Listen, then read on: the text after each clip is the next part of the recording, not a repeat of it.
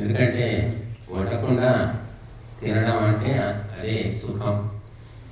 ఇవన్నీ వంటలు గిన్నెలు రావడం ఊడ్చుకోవడం పెద్ద పని అనిపించట్లేదు ఎవరికి? మీకు పని అనిపిస్తుందా? అదే సుఖం అనిపిస్తుంది. ఈ నెత్తిలోకి ఇంకా ఎన్ని రోజులు అనిపిస్తుందా? మీకు విసుగు రావడం లేదంటే అది ఆలోచించాలి. విసుగు వస్తుంది, ఈ ఎన్ని రోజులు ఈ జీవితం ఈ వండుకోవడం తినడం ఇదంతా తిప్పలు అవసరమా? ఏదో 4 పండ్లు తెచ్చుకొని తింటే సరిపోతుంది, లేకపోతే కాయగూరలు తింటే సరిపోతుంది అని ఇట్లా అనిపిస్తుంది. ఇటువంటి ఆలోచనలు వస్తున్నాయంటే మీరు మంచి దారి పడుతున్నట్టే లెక్క. లేదు ఇంకా బాగా వండుకోవాలి, మంచి టేస్టీగా వండుకోవాలి, ఇంకా మసాలాలు వేయాలి, కొత్త రకాల వంటలు కనిపెట్టాలి, యూట్యూబ్లో చూడాలి, వలన సునీత అడగాలి, కవిత అడగాలి, ఇంకా కొత్త కొత్త వినాలి అని ఆలోచనలు వస్తున్నాయంటే ఇంకా మిమ్మల్ని దేవుడే రక్షించాలి. కాబట్టి మనము మానవ జన్మ అత్యుత్తమం అని శాస్త్రాలు చెబుతున్నాయి. ఎందుకంటే మనము మాట్లాడతాం. మనిషి భాష ఎంత గొప్పదంటే లక్షల కోట్ల పుస్తకాలు రాశారు. ఇదే భాషలో రామాయణము, భారతము, భాగవతము, భగవద్గీత, వేదాలు, ఉపనిషత్తులు, శాస్త్రాలు అన్నీ ఇన్ని ఉన్నాయి మనకు. మరి జంతువులకు, పక్షులకు అట్లా శాస్త్రాలు లేవు పాపం, చదివే బాధ కూడా లేదు వాటి. ఇక పుట్టినప్పుడు వచ్చిన భాష మ్యావ్ మ్యావో బౌ బౌవో, ఇక జీవితం అంతా అదే మ్యావ్ మ్యావ్ బౌ బౌ అంటే. మనకు మాత్రం దేవుడు మరి ఒక భాష కూడా ఇవ్వలేదు. మళ్ళీ ఒక భాష ఇస్తే మనం తృప్తి చెందలేదు. మనిషికి ఏంటంటే ఈ దురాశ, విపరీతమైన అన్వేషణ, ప్రయత్నం. కాబట్టి సంస్కృతము దేవ భాష అంటారు. దేవతల భాష సంస్కృతం. మొట్టమొదటి వేదాలు ఉపదేశించి వదిలిపెట్టాడు. అది చివరికి ఎంతకు వచ్చిందంటే ఒక భాష పోయి 100 భాషలే, 1000 భాషలే. ఇప్పుడు 1000, 5000, 10,000 భాషలు ఉన్నాయి ప్రపంచం మొత్తం మీద. ఒక భారతదేశంలోనే 3000, 4000 భాషలు ఉన్నాయట. కాబట్టి ఒక భాషతో తృప్తి చెందలేదు. ఒక్క అన్నము ఇంత పప్పు వండుకొని తింటే పీడ పోతుంది కదా అని ఎప్పుడు అనిపించదు. ఇంకా పప్పుతో పాటు ఇంకేదైనా ఉంటే బాగుండు, కొంచెం నంచుకోవడానికి ఇంకా పచ్చడి, చట్నీ, కనీసం ఇంకా అప్పడం చేసి పెడితే ఏం పోయింది, ఇంకా పప్పు వండి నా మొహాన కొట్టా అని బాధపడతారు. కాబట్టి మనిషి అంటే ఒక ఉన్న పరిమితిలో సంతోషించాలి, అపరిమితంగా ఎక్కువగా. కాబట్టి అది చివరికి ఎన్ని రకాలుగా మారిపోయిందంటే ఎన్నో భాషలు వచ్చాయి, ఎన్నో రకాల వంటలు, వార్పులు. అసలు యూట్యూబ్లో చూస్తే మనము తిండి గురించి, తర్వాత ఇంకేమంటారు లైంగిక విషయాల గురించి, రెండింటి గురించి మొత్తం మీరు యూట్యూబ్లో 99% అదే ఉంది. మరి ఆధ్యాత్మిక మాబోటి వాళ్ళు ప్రవచనాలు చెప్పే ఉంటాయి. మన యూట్యూబ్ ఛానల్ ఉంది దేవయానం. ఒక యూట్యూబ్ మనది ఎపిసోడ్ ఉంటుంది. ఈ ప్రవచనం అనుకోండి, ఇది అందులో పెడతాం. 5 ఏళ్ళు అవుతుంది, 50 మంది 100 మంది చూస్తారండి. అదే వంట, నూనె లేకుండా ఎలా వండాలి, నూనె లేకుండా బిర్యానీ వండడం ఎలా అని నేనే ఏదైనా వీడియో చేసి పెట్టామనుకోండి, తెల్లారి 1,00,000 మంది చూస్తారు. స్వామీజీ నూనె లేకుండా బిర్యానీ అంటే ఎట్లుంటుంది అసలు అని ఆలోచన. కాబట్టి తిండికి సంబంధించిన వాటి మీద ఆసక్తి, విపరీతమైన ఆసక్తి. సరే, చిన్నప్పుడు అందరికీ తిండి మీద బాగా వ్యామోహం ఉంటుంది. చిన్నపిల్లలు బాగా తింటూనే ఉంటారు. వాళ్ళకి ఎట్లా అవుతుందో తెలియదు కానీ ఒకటే తింటూ ఉంటారు. అన్నం తింటారు, చిరుతిళ్ళు తింటారు, కుర్కురేలు తింటారు, ఇంకేదో తాగుతుంటారు పిల్లలు. చిన్నప్పుడు అందరూ బాగానే తిన్నాం. కానీ వయసు పెరిగిన కొద్దీ తిండి మీద వ్యామోహము తగ్గడం లేదు. 70, 80 ఎంత వచ్చినా సరే. మాకు తెలిసిన ఒక ఆవిడ, అంటే కోడలు మాకు పరిచయం అనమాట, అత్తగారు 10 ఏళ్ళు పక్షవాతం మంచం మీద పట్టింది. 10 ఏళ్ళ నుంచి మంచం కదలదు, 2 చేతులు 2 కాళ్ళు కదలవు అన్నమాట. మంచం మీద ఉన్నా కూడా నాకు అన్ని రుచులు కావాలి, మాంసాహారం తప్పనిసరిగా తినాలి. చచ్చిపోయే ముందు కూడా చచ్చిపోయింది. దీన్ని ఏమంటారంటే వాసన, కకృతి అంటారనమాట. అంటే ఆ వాసనను పెంచి పోషించుకుంటున్నారు అందరూ కూడా. మన మనసు ఏది చెప్తే అది చేస్తున్నాం. మన మనసు ఏం చెప్తుంది? అంటే మనం పెరిగిన వాతావరణాన్ని బట్టి, మనం చదివిన చదువులను బట్టి, మన చుట్టరికాలను బట్టి, మన మిత్రులను బట్టి, మన గత జన్మ వాసనలను బట్టి మన మనసు చెప్తుంది. కాబట్టి ఆ మనసు చెప్పింది ఏంటి? మాంసం తినమంటే తింటాడు, తింటూనే పోతాడు వాడు. అది ఇంకా వాసన, అది వాసన, అది అవసరం లేని వాసన. దాన్ని తొలగించుకోవాలని ఆలోచిస్తే, ప్రయత్నం చేస్తే తొలగించుకోవచ్చు.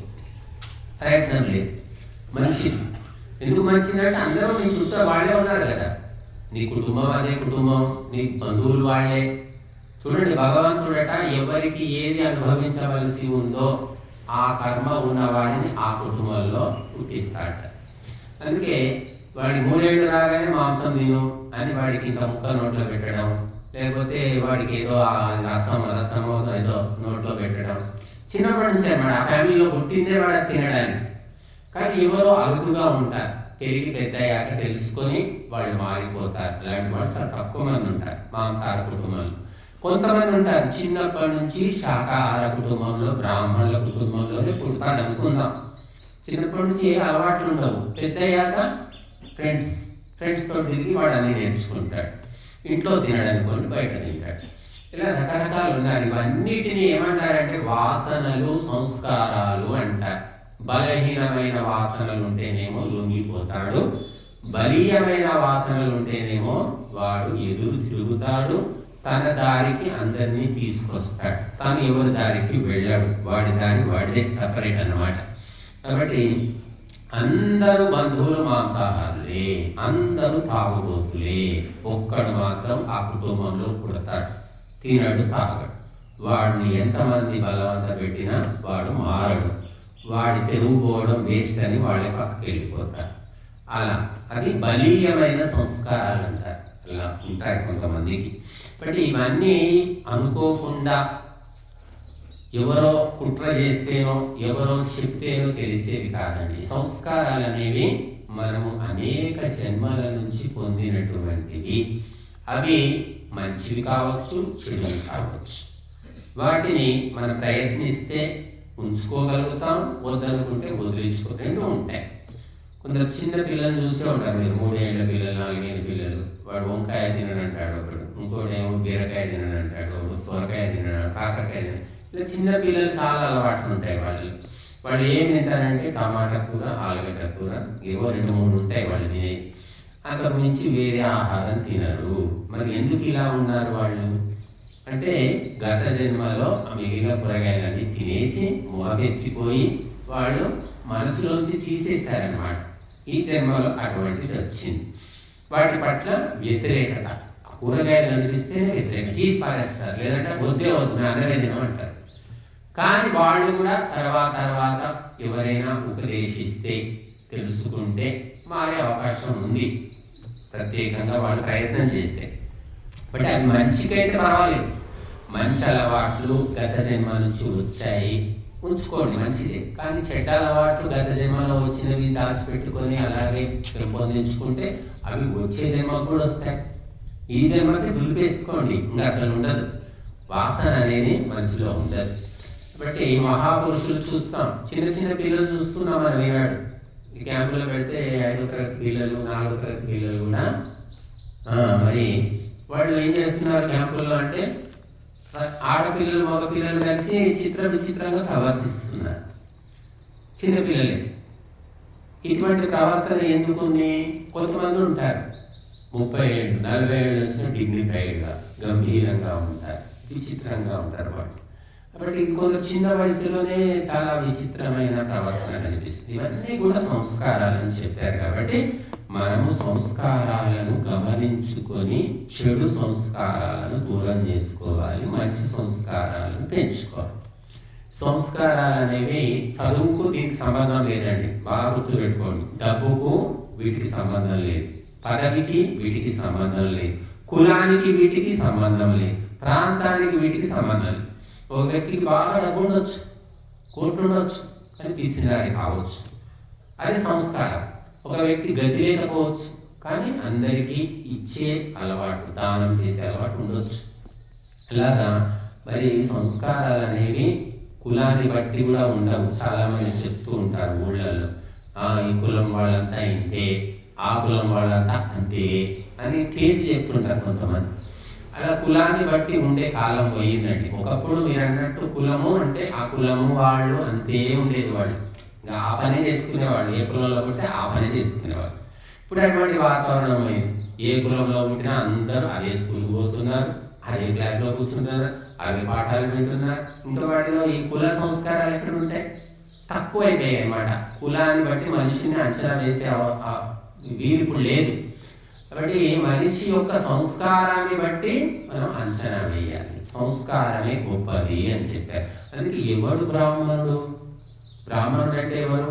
వేదాలు చదువుతున్నాడు, సస్వరంగా చదువుతున్నాడు, యజ్ఞము చేయిస్తున్నాడు కాబట్టి బ్రాహ్మణుడు అని మనం అనుకుంటున్నాం. కానీ శాస్త్రాలు ఏం చెప్తున్నాయంటే బ్రాహ్మణ సంస్కారం ఉన్నవాడు బ్రాహ్మణుడు. బ్రాహ్మణ సంస్కారం అంటే ఏమిటి? అంటే త్యాగము, దానము, ప్రేమ, సేవ, పరోపకారము, సహనము అని చెప్పారు.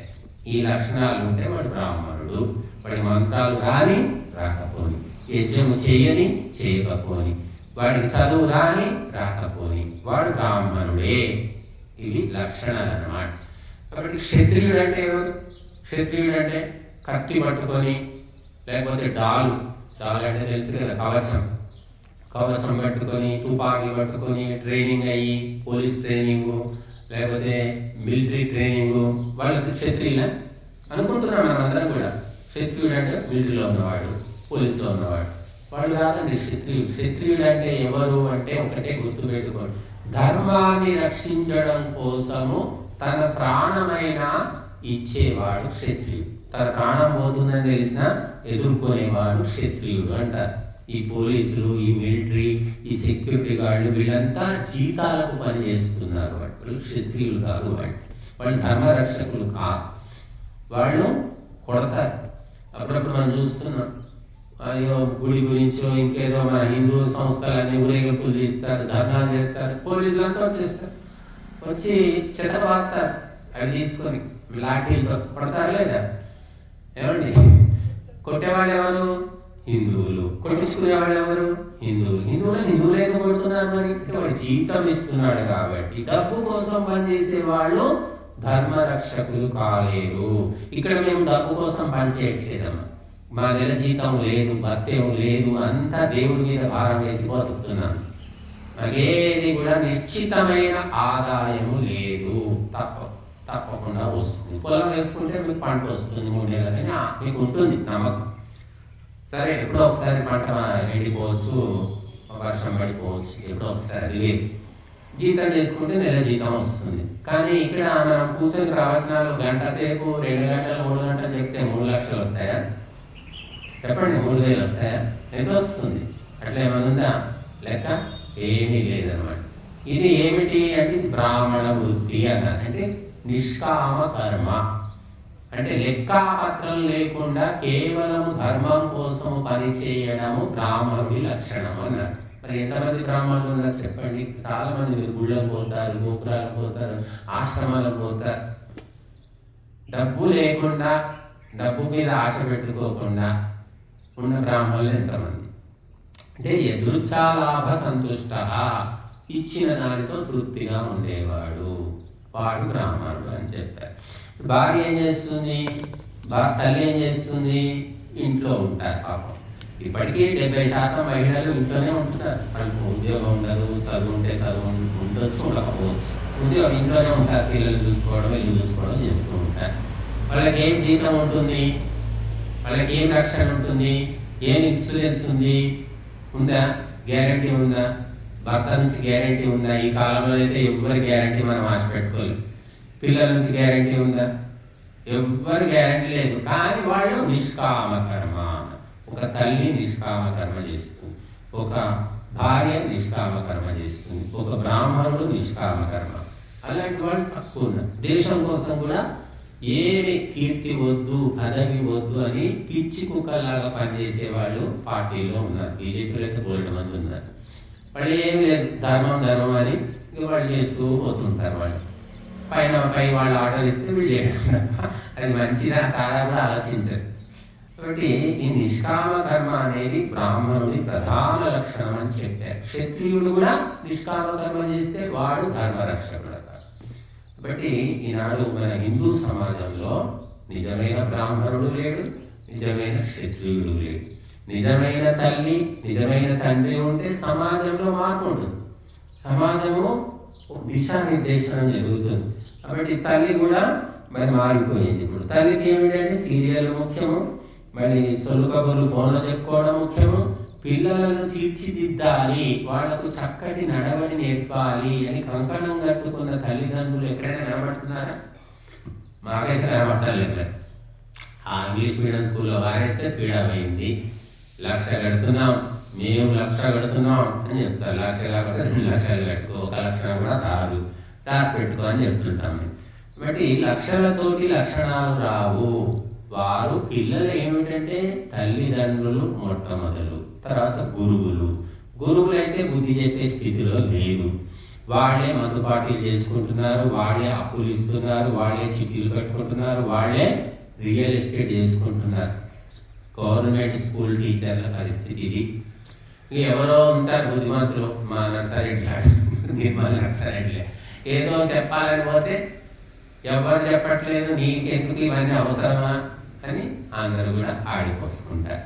కాబట్టి సమాజం లోపల నిష్కామ కర్మలు చాలా తగ్గిపోయాయి, అరుదుగా ఉన్నాయని చెప్పుకోవచ్చు. ధర్మ విషయంలోనైతే ఇక ఎంత మురికి, చెత్త, బూజు, దుమ్ము పేరుకుపోయిందంటే చెప్పగీలే.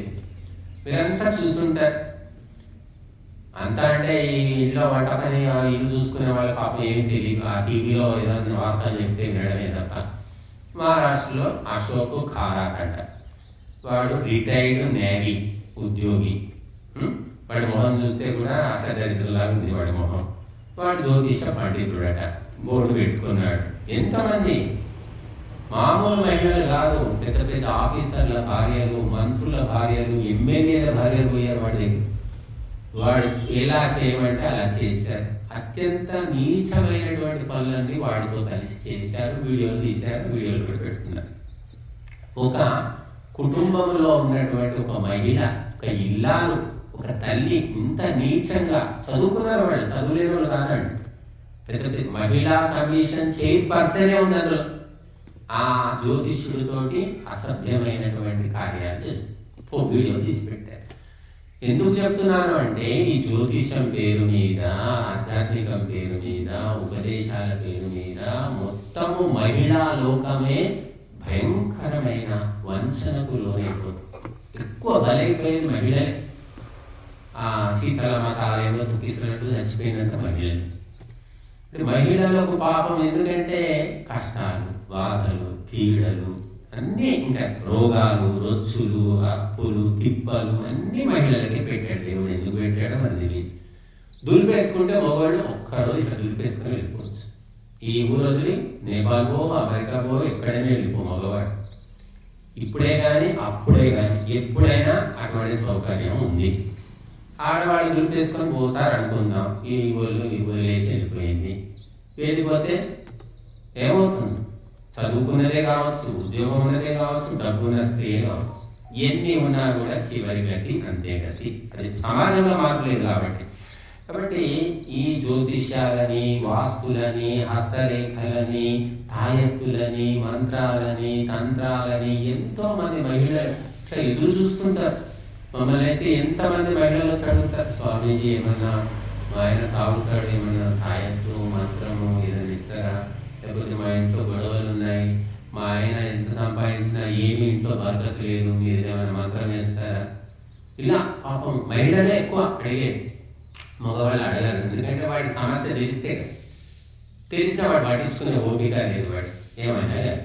కాబట్టి అటువంటి మహిళలను దురుపయోగం చేసేటటువంటి స్వామీజీలు కుప్పలు తెప్పలు ఉన్నారు అసలు. ఇప్పుడైతే స్వర్ణయుగం అని చెప్పుకోవచ్చు. కాబట్టి ఎందుకు ఇదంతా చెప్తున్నానంటే, మనము మంచి వస్తువును, మంచి వ్యక్తిని, మంచి ప్రదేశాన్ని వెతుక్కోవాలి. ఎంతో గాలించవలసి వస్తుంది, అంత తొందరగా దొరకరండి. మీరు ఒక 50 లక్షలు పెట్టి ఒక ఇల్లు కొందాం అనుకుంటారు అనుకోండి, ₹1,00,00,000 అనుకుందాం. ₹1,00,00,000 పెట్టి ఇల్లు కొనుక్కోవాలంటే ఏం చూస్తారు, ఎన్ని రకాలుగా కూడా వస్తుంది. ఆ ఇల్లు ఏ ప్లేస్లో ఉంది, ఏ కాలనీలో ఉంది, చుట్టుపక్కల ఉన్న వాళ్ళంతా ఎవరు, మనకు మంచి జరుగుతుందా, మన చుట్టూ మంచి అదైతే చూసుకోవాల్సిందే కదా. ₹1,00,00,000 పెట్టినప్పుడు ఎన్నో ఆలోచిస్తాం మనం. ఒక ఇల్లు కొనాలంటే ₹1,00,00,000 పెట్టి ఇల్లు కొనాలి. ఒక అమ్మాయి పెళ్లి చేయాలంటే ఎన్ని కుటుంబాలు, వాళ్ళ చరిత్రలు ఎన్నో బుద్ధిమంతులు అన్నీ చూస్తారు. బుద్ధిహీనుడికి అవన్నీ ఏముండదు. ఎర్రగా బుర్రగా ఉన్నాడు, సంపాదిస్తున్నాడట, అయిపోయింది. తర్వాత రంగంతా బయటపడ్డాడు. కాబట్టి గురువు అంటే ఎవడు, గురువు ఎట్లా ఉంటాడు, మన లక్షణాలు ఏంటి, శాస్త్రాలన్నీ చెప్తున్నాయి. సొంతంగా నేను కనిపెట్టి చెప్పేది ఏమీ లేదు.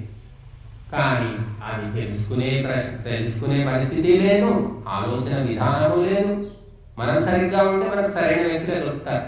గురువే కావచ్చు, భక్తే కావచ్చు, రోగే కావచ్చు, ఎవడైనా కావచ్చు. నువ్వు కరెక్ట్ ఉంటే నీ కరెక్ట్ పర్సనే గుర్తుపడతావు, వాడి దగ్గరికే పోతావు. నువ్వే సరిగా లేనప్పుడు నువ్వు ఎక్కడికి పోతావు? నువ్వు అటువంటి వ్యక్తుల దగ్గరికే పోతావు. నీ మనసు అటే తీసుకెళ్తుంది. కాబట్టి మంచి గురువుకు మంచి శిష్యులే దొరుకుతారు.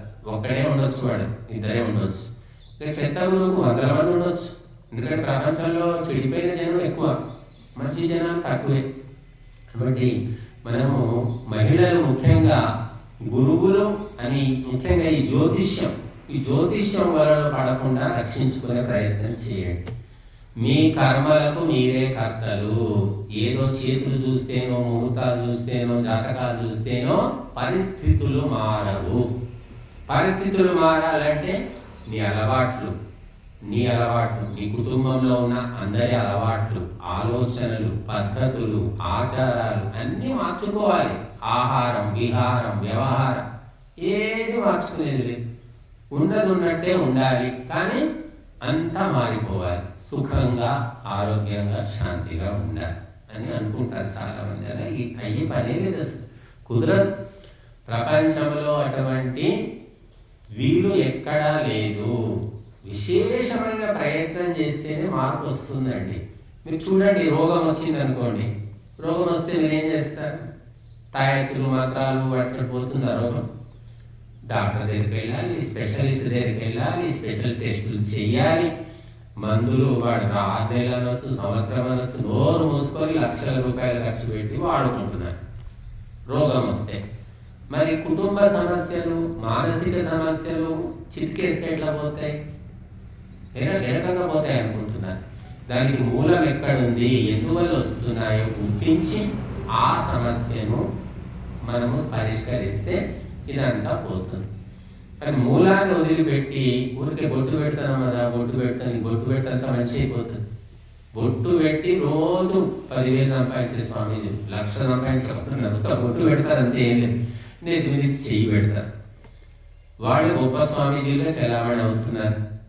కాబట్టి తేలికగా కష్టపడకుండా అన్ని జరిగిపోవాలి. ఈ యజ్ఞాలు, ఈ తపస్సులు, ఈ ధ్యానాలు, ఈ యోగాలు, ఈ ప్రాణాయామం ఇవే ఉండదు. తక్షణమే ఇట్లా అయిపోవాలి. అవును, అయిపోతున్నాం, మొత్తం మంచి చేస్తున్నాం, మీ కుటుంబం అంతా బాబు అంటాడు. ఆహా ఓహా అనుకుంటారు. అయితే అవుతుంది, కాకుంటే కాదు. 10 మందిలో 3కి అయింది అనుకోండి. 3కి అయిపోతే స్వామి దగ్గరికి వెళ్తే మాకు మంచి చేయండి. మిగతా 7 మా కర్మాన్ని పెట్టుకుంటూ కూర్చుంటారు. కాబట్టి ఏది జరగాలన్నా అట్లా చిటికేస్తే ఏవి జరగవు. జరుగుతుంది అని మీరు అనుకోవడమే మీ దురాశ.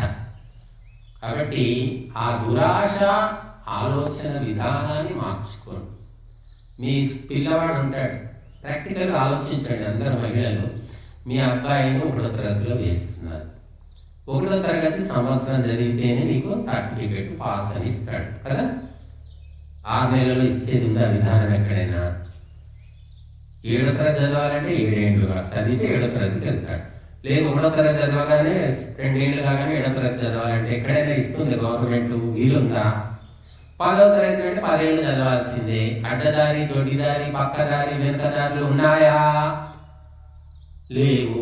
లేనప్పుడు మరి నీ సమస్యలు, నీ కుటుంబ సమస్యలు, నీ మానసిక సమస్యలు, ఈ ఆరోగ్య సమస్యలు, ఆర్థిక సమస్యలు, ఏ సమస్యలైనా కానివ్వండి, అవి ఎందుకు చిటికేస్తే పోవాలి, మంత్రం వేస్తే పోవాలి, అప్పటికప్పుడే పోవాలి? నువ్వు ఎందుకు ఆలోచిస్తున్నావు? అప్పటికప్పుడే పోయేది ఎక్కడ లేదు కదా. నీ కొడుకే నీ కళ్ళ ముందు సంవత్సరం చదివితే పరీక్ష రాస్తే పాస్ అయితే సర్టిఫికేట్ ఇస్తారు, లేకుంటే 2వ తరగతి పంపించరు. స్పష్టంగా కనబడుతుంది కదా.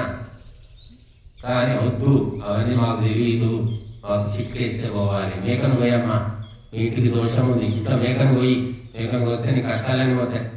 నిజం, అవును. నల్ల మేకను కోస్తూ తీసుకురా, ఆ మాంసం రోజు కోసేసి ఆ మాంసం రక్తం ఇల్లంతా జరుపుకో, ఆ మాంసం వండి అందరికి భోజనాలు పెట్టు, నీ కష్టాలని. బా, ఇంత గొప్ప ఉపదేశం స్వామి. ఇంతవరకు ఎంతమంది స్వామీజీ ఎవ్వరు చెప్పలేదు నాకు.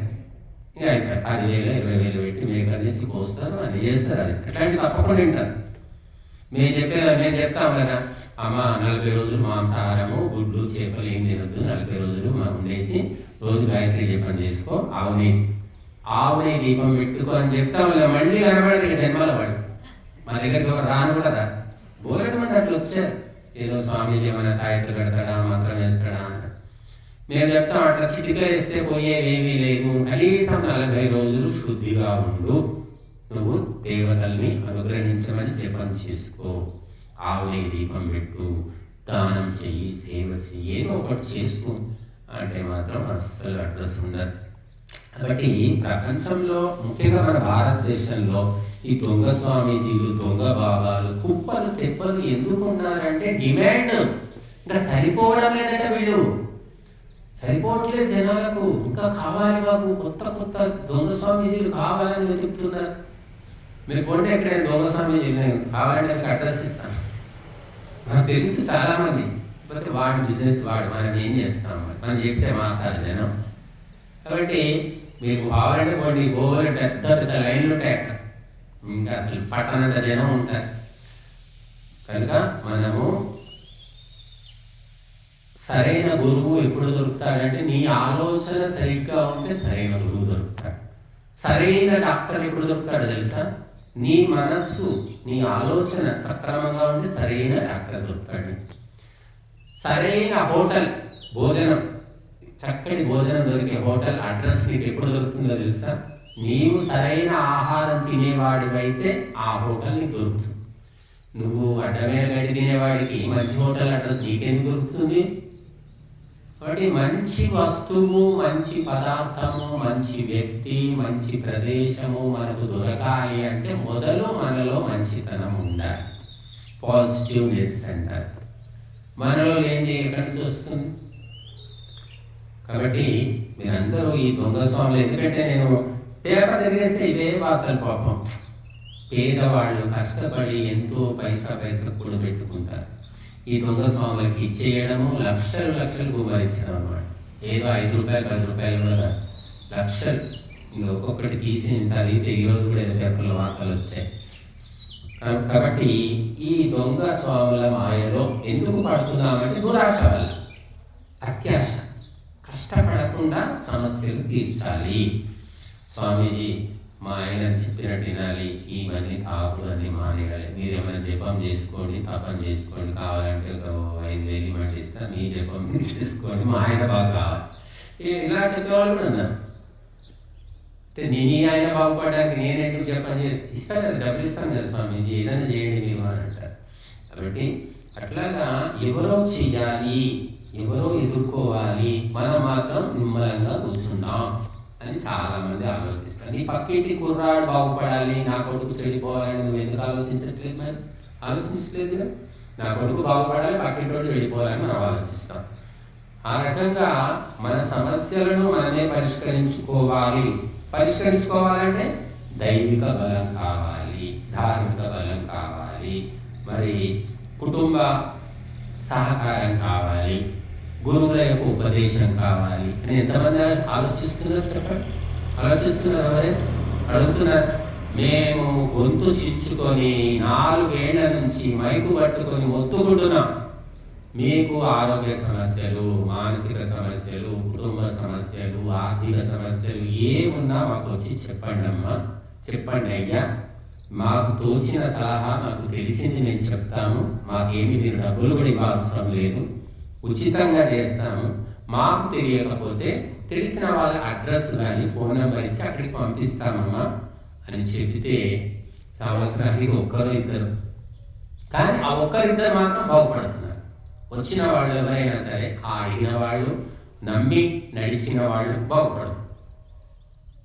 అంతే తప్ప మేము దుకాణం పెట్టుకొని రేట్లు పెట్టుకొని ఇక్కడ కూర్చోలేదు. కనుక మంచిని తెలుసుకోవడానికి నేను అందుకే మొత్తుకునేది, మంచి మనసు ఉన్నవాడికి మంచి వ్యక్తి అర్థమవుతాడు. నీ మనసు శుద్ధి కానంత వరకు పిచ్చి కుక్కలాగా తిరుగుతూ ఉండాల్సిందే. నీ మనసే నేను మాయ చేసేది. ఎవరో మోసం చేయరు. మనం వారి మీద వీరి మీద ఎవరి మీదనో ఆడిపోసుకుంటూ ఉంటాం. ఎవ్వరు కారణం కాదు, నువ్వే, నీ మనసే, నువ్వు చేసిన కర్మలే అని శాస్త్రాలు స్పష్టంగా చెప్తున్నాయి. అందుకే రాముడు సీతమ్మ అపహరణం జరిగింది. రాముడు లక్ష్మణుడు అడగంతా తిరుగుతూ ఉన్నారు. అప్పుడు రాముడు ఎన్నోసార్లు అంటాడు, ఇదంతా నా కర్మ, నేను చేసుకున్న ప్రారంభం, నేను గత జన్మల్లోనో ఎప్పుడో ఏదో చేసే ఉంటా, లేకపోతే మేము నిత్యము ధర్మకార్యాలు చేసుకునేవారము, నా జీవితంలో ఎవరికి నేను అపకారమే చేయలేదు, నాకు ఇంత దుఃఖం ఎందుకు వచ్చింది అంటే ఏదో కారణం ఉంది, నాకు తెలియని కారణము ఎన్నో జన్మలది ఉండొచ్చు అని ఎన్నోసార్లు రామాయణంలో రాముడే చెప్పాడు. కాబట్టి అలాగే మహాపురుషులు కూడా తప్పించుకోలేరు అన్నమాట. కాబట్టి మనం ఇంతవరకు మనం ఎలా తప్పించుకోగలుగుతాం? తప్పించుకోలేం, కానీ ఉపశమనము అని చెప్పారు. ఉపశమనం కోసము ఎన్నో కర్మలు మనం చేసుకోవచ్చు. కనుక మరి ఈ జ్యోతిష్యులు, వాస్తు ఇవన్నీ లేవా? శాస్త్రమే లేదా? శాస్త్రం ఎందుకు లేదమ్మో, ఉంది, శాస్త్రం ఉంది, కానీ శాస్త్రం పేరు చెప్పి దోచుకునే వాళ్ళు ఎక్కువ. అది శాస్త్రం చదివితే ఆ చదివిన వారి లక్షణాలు వేరుంటాయి, చదవని వారి లక్షణాలు వేరుంటాయి. కాబట్టి అది మన అదృష్టము, భాగ్యము అని చెప్పుకోవచ్చు. అందుకే శంకరాచార్యుడు చెప్తాడు, దుర్లభం త్రయమేవైతత్ దైవానుగ్రహ హేతుకం మనుష్యత్వం ముముక్షుత్వం మహాపురుష సంశ్రయః అన్నాడు. ప్రపంచంలో అత్యంత దుర్లభమైనవి 3 అన్నాడు. దుర్లభం అంటే ఎంతో కఠినంగా ప్రయత్నం చేస్తే దొరికేది 3 ఉన్నాయి. అవి దైవానుగ్రహ హేతుకం, భగవంతుడి అనుగ్రహము, నీ పుణ్య పరిపాకం ఉంటేనే ఈ 3 ఒక్క చోట కూడుతాయట. ఏమిటి ఆ 3 అంటే మనుష్యత్వము, అంటే మానవ జన్మ పొందడము. ఇది అయ్యింది, ఏదో మన కర్మ, పుట్టాం, ఈ మనుషులై పుట్టాము, ఇక్కడ అంకాపూర్లో పుట్టాము, హైదరాబాద్లో పుట్టాము, ఆడ జన్మ మగ జన్మ ఏదో ఒకటి మనిషి జన్మ ఇది కదా. కాబట్టి ఈ మనిషి జన్మ వచ్చింది మనకు, ఇది మన భాగ్యం. మనం ఊహించాం, అసలు మనిషి జన్మ రాకుండా ఏ జన్మ వచ్చేదో మనకు తెలియదు. ఈ మనిషి జన్మ తర్వాత ఏ జన్మ వస్తుందో తెలియదు. కానీ ఈ జన్మకి ఇప్పటికైతే మనం చూసుకొని మనకు స్పృహ వచ్చి మాటలు వచ్చిన తర్వాత మళ్ళీ మనం చూసుకొని ఆ మనుషులం అని తెలుసుకున్నాం. మనిషి జన్మ వచ్చింది, అది అయిపోయింది.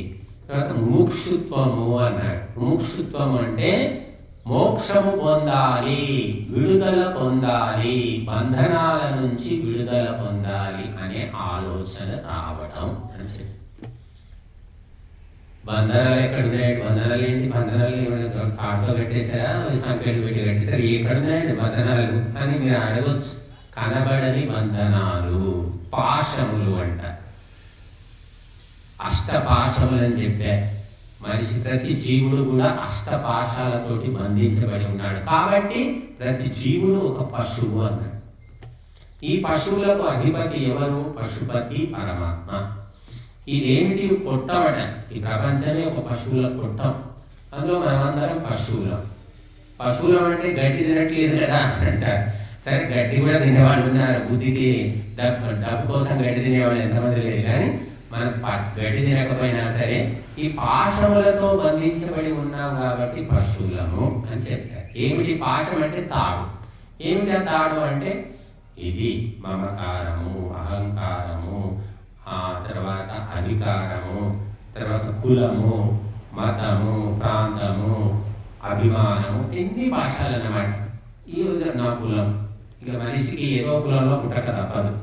ఇది నా కులము, నా కులము, నా కులం, నా కులం గొప్ప, నా కులం గొప్ప, నా కులం. సరే, నీ కులం వరకు అనుకో, పర్లేదు. నీ కులం గొప్ప అని 10 సార్లు చెప్తే పక్కవాడికి ఏమనిపిస్తుంది, నన్ను ఏదో తిడుతున్నాడు వీడు, నా కులం గొప్ప అని చెప్తున్నాడు అంటే నీ కులం తక్కువ అని చెప్పినట్టే కదా అర్థం. కాబట్టి ఈ రకంగా ఈ కుల పాశము, లజ్జాపాశం అంటారు. లజ్జాపాశం అంటే సిగ్గు అనేది ఒక పాశం అని చెప్పారు. తర్వాత మమకారం ఒక పాశం. ఈ పాశాలు పట్టుకొని మన మనస్సులో ఉన్నాయన్నమాట. ఇవి కనబడవు, కట్టేసి పెట్టింది. నువ్వు ఎక్కడ ఉండాలో అక్కడే ఉంటావు. ఆ పాశం తెచ్చుకుంటే ముందుకెళ్తావు. కుక్క ఉంటుంది, కుక్కను గొలుసు కట్టేస్తాం, ముంజ కట్టేస్తాం. ఆ గొలుసు ఎంత ఉంటుందో అంతవరకు తిరుగుతుంది. అది గొలుసు పెద్దగా ఉందనుకోండి, తాడో గొలుసు కొంచెం ఎక్కువ తిరుగుతుంది.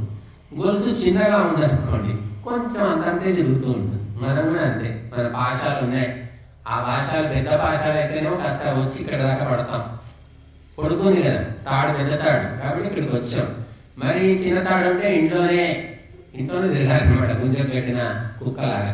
ఇప్పుడు మనకు దేవుని దయ వల్ల ఏదో పుణ్యం చేస్తున్నాం, పెద్ద తాడు కట్టారు కాబట్టి కొంచెం ఎక్కువ తిరుగుతున్నాం, ఇట్లాంటి చోటికి వస్తున్నాం. బట్ ఈ పాశాలను ఎవరు కట్టారు అంటే నీకు నువ్వే కట్టుకున్నావు అని శాస్త్రం చెప్తుంది. ఎవరు కట్టారు, ఎవరు విడిపించరు, ఎవ్వరు బంధంలో ఉండరు, ఎవరు ముక్తులు కాడు, ఎవరికి వాడు ప్రయత్నం చేసుకోవాల్సిందే.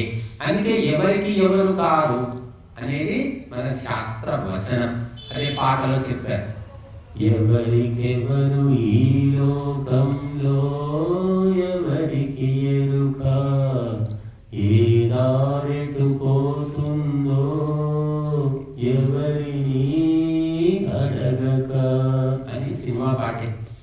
ఎవరికెవరు కారు, అవుతారనుకుంటున్నాం. అవతారు ఎంతవరకు అవుతారు అంటే రుణము, అప్పు బాకీ ఉన్నంత వరకే. వాడిని ఇంటికి వస్తాడు, నువ్వు వాడిని కుర్చీ వేసి కూర్చోబెడతావు, చాయ్ ఇస్తావు.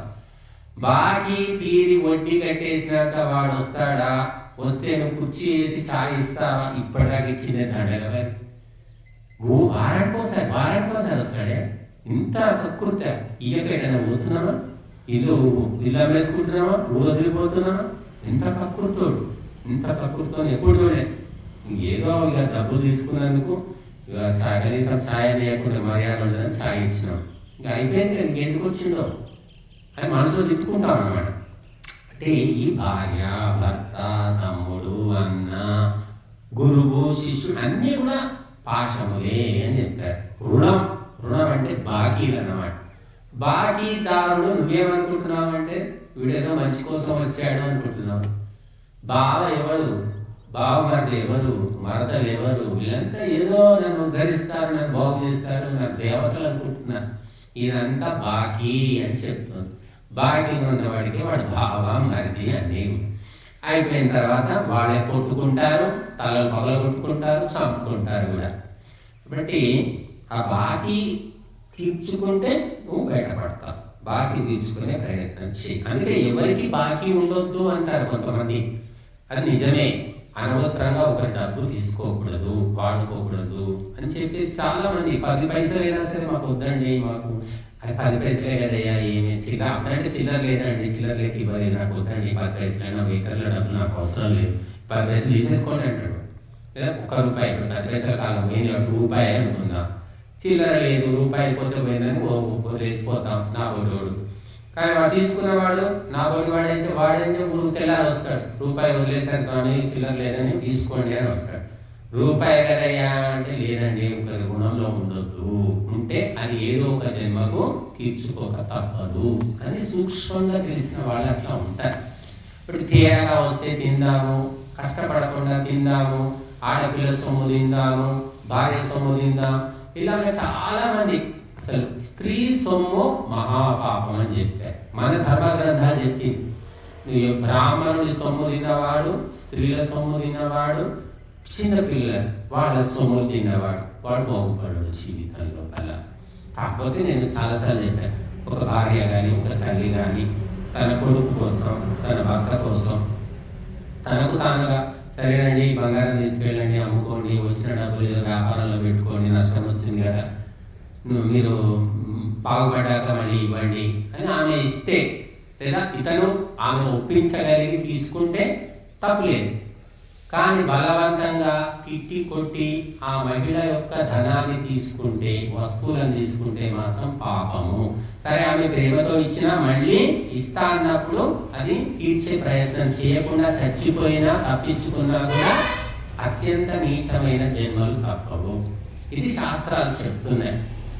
మహిళలకి చెప్పారు ప్రత్యేకంగా. పురుషుల సొమ్ము మహిళలు తింటే ఏ దోషం లేదు. వాడు అన్న సొమ్ము తిన్నా ఆమెకి ఏమి కాదు, తమ్ముడు సొమ్ము తిన్నా కాదు, భర్త సొమ్ము అయితే మొత్తం తీసుకున్నా కూడా ఆమెకి ఏ పాపం తగలదు. తీసుకోకుండా ఇక పాపం, తీసుకునే పాపం లేదు.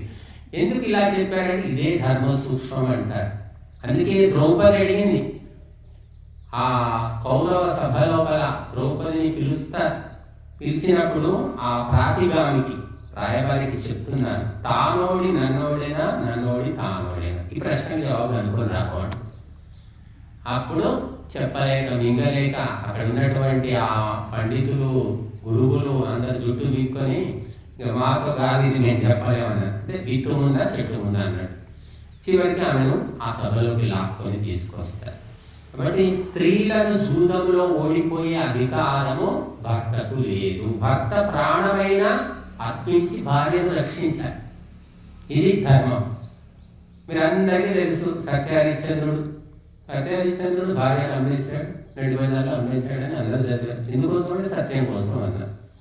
కానీ భర్తకు భార్యను అమ్మే అధికారము లేదు. భార్యతో సంసారం చేసే వరకే కానీ ఆమెను అమ్మడానికి కానీ, కుదోబెట్టడానికి కానీ, ఆమెను చంపడానికి కానీ ఏ అధికారం లేదు. పుట్టింటి వాళ్ళు ఎందుకప్ప చెప్పారు నీకు? చంపడానిక, అమ్మడానిక, కాల్చుకు తినడానిక? ఏ ఒప్పందం మీద అప్ప చెప్పారు నీకు? అది గుర్తు పెట్టుకుంటే చాలామంది కోతి చేతులన్నీ మానేసుకుంటారు. కాబట్టి ఎవరైనా సరే ఒక విలువైన వస్తువును మనం నమ్మి ఒక వ్యక్తికి ఎందుకు ఇస్తాం? జాగ్రత్తగా మళ్ళీ వాడుకొని ఇస్తాడని ఇస్తాం. ఇంకా తీసుకొని అదే ఆ వస్తువును చెడగొట్టి ఇవ్వమని కాదు కదా.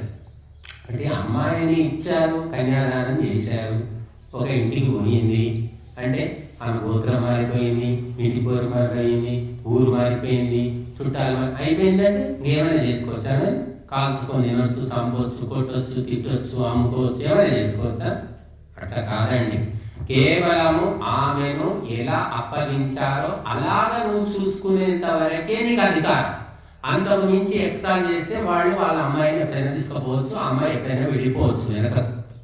కానీ నా ఇష్టం వచ్చినట్టు చేస్తాను, నా ఇంటికి వచ్చింది, నా దగ్గర పడి ఉంది కాబట్టి నేను నాటకాలన్నీ ఆడతాను, నా రంగులన్నీ చూపిస్తానంటే అది ధర్మశాస్త్రాల ప్రకారం కుదరదు. ధర్మశాస్త్రాల ప్రకారం కుదరదు కాబట్టి నువ్వు అటువంటివన్నీ చేస్తే ఆ అమ్మాయి సరే, అమ్మాయి భరించింది అనుకుందాం, తల్లిదండ్రులు కూడా ఇక దిక్కులేక భరించింది అనుకోండి, అయినా కూడా దానికి వాడికి మాత్రం నీచమైనటువంటి గతులు, జన్మలు తప్పవన్నమాట. కాబట్టి మహిళ అంటే ఏమిటి? బ్రాహ్మణుడు అంటే ఎవరు అంటే అత్యంత పవిత్రమైన శక్తి జోలికి నువ్వు పోయావంటే సర్వనాశనం తప్పదు. మీరు మొత్తం చరిత్ర తిరిగేయండి, ప్రపంచ చరిత్ర తిరిగేయండి, భారతదేశం పక్కన పెట్టండి. మహిళలను కాల్చుకు తిన్నటువంటి వ్యక్తులు, వ్యవస్థలు, రాజ్యాలు, రాజులు సర్వనాశనమైపోయాయి. అడ్రస్ లేరు అసలు ఎవరు కూడా. కాబట్టి నిప్పును మనం తొక్కలేమన్నమాట, ముట్టుకోలేము. తొక్కడం అంటే ఇంకా మరీ ఘోరం. నిప్పును ముట్టుకుంటే కాలుస్తుంది. కాబట్టి బ్రాహ్మణుడి జోలికి పోకు, ధర్మ రక్షకుల జోలికి పోకు, మహిళల జోలికి పోకు. నువ్వు వీలైనంత వరకు దూరం నుంచి దండం పెట్టు, వాళ్ళు కూడా నీకు మర్యాద ఇస్తారు. నువ్వు ఎంతవరకు ఉండాలో అంత ఉండు. అంతేగాని సొంత భార్య, సొంత తల్లి, సొంత చెల్లెలు, సొంత సొంత సొంత అని చెప్పేసి మొత్తం బొంత పురుగులాగా కాల్చుకొని తింటున్నారు మహిళలు. తిరిగే బాధలన్నీ కూడా అవే ఉన్నాయి. కాబట్టి ఈ మహిళలకు ఎందుకు ఈ బాధలు అంటే బంధాలు, పాశాలు. మహిళలకు ఎక్కువ పాశాలు వాళ్ళే తగిలించుకుంటున్నారు. ఇవన్నీ ఎంత తగిలించుకుంటే అంత దుఃఖం తప్పాలండి. గుర్తుపెట్టుకోండి, మీ దుఃఖాలు తగ్గాలి అంటే మీ పాశాలు తగ్గించుకోండి. అవసరం లేకపోయినా, అవసరం ఉంటే అది వేరు. చిన్న పిల్లవాడు, 5 ఏళ్ళ పిల్లవాడు, సరే వాడిని ఎత్తుకొని తిరుగుతున్నావు, అర్థం ఉంది. 15 ఏళ్ళు వచ్చాయి, 15 ఏళ్ళు వచ్చినా నువ్వు కలిపి తినిపించాలి. 20 ఏళ్ళు వచ్చాయి, నువ్వు వంట చేసి వాడు తినిపించాలి. వాడు నీకు వంట చేసి పెట్టాడు, ఎందుకంటే వాళ్ళ ట్రైనింగ్ ఇవ్వలేదు. వాడు నీకు జ్వరం వచ్చిందంటే నువ్వు జ్వరం వచ్చినా మంచం మీద నుంచి లేచి మళ్ళీ వంట చేసి పెట్టాల్సిందే. ఎందుకంటే నీ ట్రైనింగ్ అట్లా ఉంది. తల్లులే చెడగొడుతున్నారు, స్వయంగా తమ పాశాలు తామే నిర్మించుకుంటున్నారు, బంధనాలను వాళ్ళే తగిలించుకుంటున్నారు. అందుకే ఎవరు ఎవరిని బాగు చేయరు, ఎవరు ఎవరిని చెడగొట్టరు. ఇది యూనివర్సల్ లా, ప్రపంచ సూత్రం, గుర్తుపెట్టుకోండి. మేము మిమ్మల్ని బాగు చేయము, మీరు మమ్మల్ని చెడగొట్టలేదు. నువ్వు బాగుపడాలి అనుకుంటే చెప్పింది విని గుర్తుపెట్టుకొని బాగుపడతావు. దానికి నువ్వే కారణం, మేం కాదు. మేము కేవలం సహాయం చేసేవాళ్ళం. క్లాసులో అందరికీ పాఠం చెప్తే ఒకటికి ఫస్ట్ క్లాస్ వచ్చిందంటే కారణం ఎవరు? అధ్యాపకుడా? చెప్పండి. టీచరా? టీచర్ వస్తే 49 రావాలి కదా, మరి ఒకటే ఎందుకు వస్తున్నాడు అంటే వాడు నెత్తికి ఎక్కించుకుంటున్నాడు కాబట్టి మన జీవితం మారుతుంది. వాళ్ళు మిగతా వాళ్ళ గురించి అధ్యాపకుడు ఏం చేస్తాడు? 49 మంది ఇంటికి పోతాడా? 49 మంది వెనక తిరుగుతాడు. దేవుడే వదిలిపెట్టేశాడు, ఏమైనా గడ్డి నాశనం గడ్డి బాగుపడండి ఇష్టం అని చెప్పేసి. కాబట్టి ఏది కావాలన్నా నీ ప్రయత్నము, నీ ఆలోచన, నీ అవగాహనతోటే అవుతా. అందుకే మానవ జన్మ రావడం కష్టమన్నాడు శంకరాచార్యుడు. తర్వాత ఏమిటి? రెండవది ముముక్షుత్వము, అంటే ఈ బంధనంలోంచి బయటపడాలి అనే ఆలోచన రావడం. ఆలోచన వస్తే మెల్లిమెల్లిగా తగ్గించుకోవచ్చు. ఈ జన్మకు మొత్తం పోతాయని చెప్పలేం, కానీ ప్రయత్నిస్తే కొంత తగ్గించుకోవచ్చు మనం, కొంత కొంత కొంత కొంత కొంత.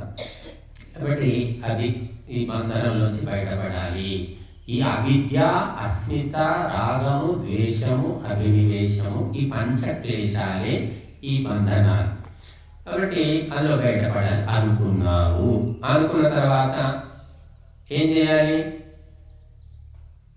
మహాపురుష సంశ్రయ. మనకు రోగం వస్తే మనం వైద్యం చేసుకొని డాక్టర్ని వెతుక్కుంటాం. అలాగా మరి ఆ డాక్టర్ అంటే గురువు గారు కావాలి. ఈ బంధనాల నుంచి బయట స్వయంగా మనకు మనం బయట వేసుకోలేము కాబట్టి మహాపురుష సంశ్రయ, మంచి గురువు యొక్క ఆశ్రయం దొరకాలి. ఇది మూడవది. మంచి గురువు మొహం మీద రాసి ఉంటుందా? అంటే 4 బిల్డింగ్లు ఇంకో 4 అంతస్తులు ఉంటే మంచి గురువా? ఎర్రగా బుర్రగా బాగా లావుగా ఇంత పెద్ద బుర్ర ఉంటే మంచి గురువా?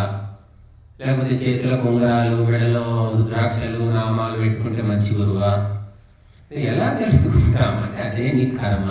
నీ కర్మను బట్టి తెలుసుకుంటాం. మంచి భర్త అంటే ఏ మొహం మీద రాసి ఉంటుందా? 10 సంబంధాలు వస్తాయి. వెతికి వెతికి ఎన్ని సంబంధాలు తిరిగినామమ్మా మా పాప కోసం, వెతికి వెతికి చేస్తే ఈ దరిద్రుడు దొరికింది అంటారు. అప్పుడు తెలియలేదా అంటే తెలుసు అంటే అన్ని తెలుసుకున్నాం. అప్పుడు ఏమనిపించలేదు, మరి అంత బాగానే ఉంది. ఈ పెళ్ళైన 3 నెలలకి మొత్తం మీరు రంగంతా బయటపడ్డదమ్మా అంటే అంత వాకప్ చేసుకోలేదామా? చేసుకున్నామమ్మా, అన్నీ మేము చేయాల్సిందంతా చేసినాం. కానీ వీ దరిద్రుడు ఎట్లా దాపించిందంటే అసలు మేము గుర్తుపట్టలేకపోయినాం అంటారు. అట్లుంటుంది అన్నమాట. ఈ మానవ జన్మ ఎలాగలా వచ్చింది. సరే, బంధ విముక్తి, ఈ బాధలేంటి, కష్టాలేంది, భర్తలేంది, భార్యలేంది, ఇల్లు అలకడం ఏంది, బట్టలు ఉతకడం, ఇదంతా నెత్తినొప్పి ఎందుకు పాడైంది? ఏ గురువు ఎవరో దొరికితే ఆ గురువు దగ్గరికి పోయి కాస్త ఆయన చెప్పిన ఉపదేశం ఏంటి, ఏదో తపస్సు చేసుకుంటే పీడ అవుతుంది, అన్నం ఎట్లాగో పెడతారు ఈ ఆశ్రమాల్లో ఫ్రీగానే కదా.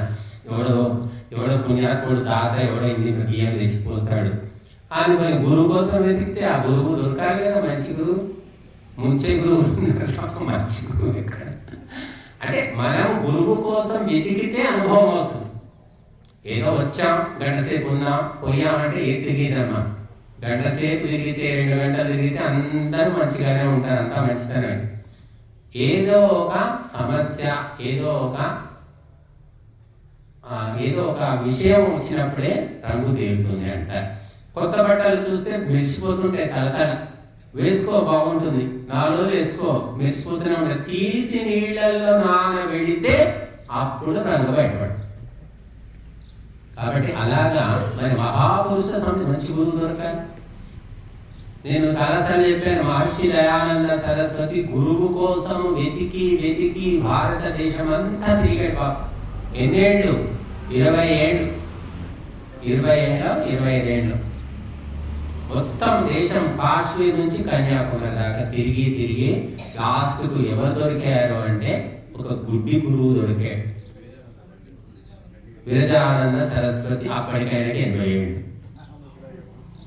గుడ్డివాడు అంటే మామూలుగా అయితే మనం ఏం చేస్తాం, ఇక ఇప్పటికే 20 సంబంధాలు అయినాయమ్మా, 20 సంబంధాలు ఏం తిరిగితే నలుగుట అంత నవ్వుబాటు అవుతుంది, ఎంతగా తిరుగుతామమ్మా, అసహ్యంగా ఉంటుంది, ఏదో ఒకటి అడ్జస్ట్ చేసుకోండి, అమ్మాయి కూడా 35 ఏళ్ళకి వస్తుంది అంటే ఏం చేస్తారు, నిజమే అమ్మాయి ఇప్పటికి 5 ఏళ్ళ నుంచి తిరుగుతున్నాము, ఎవరో మంచిగా ఉన్న వాళ్ళని ఎవరో ఒకరిని అడ్జస్ట్ చేసుకున్నామని ఏం చేస్తారు, ఏదో ఒకటి చేసుకుంటారు, అడ్జస్ట్ అవుతారు కదా మనుషులు.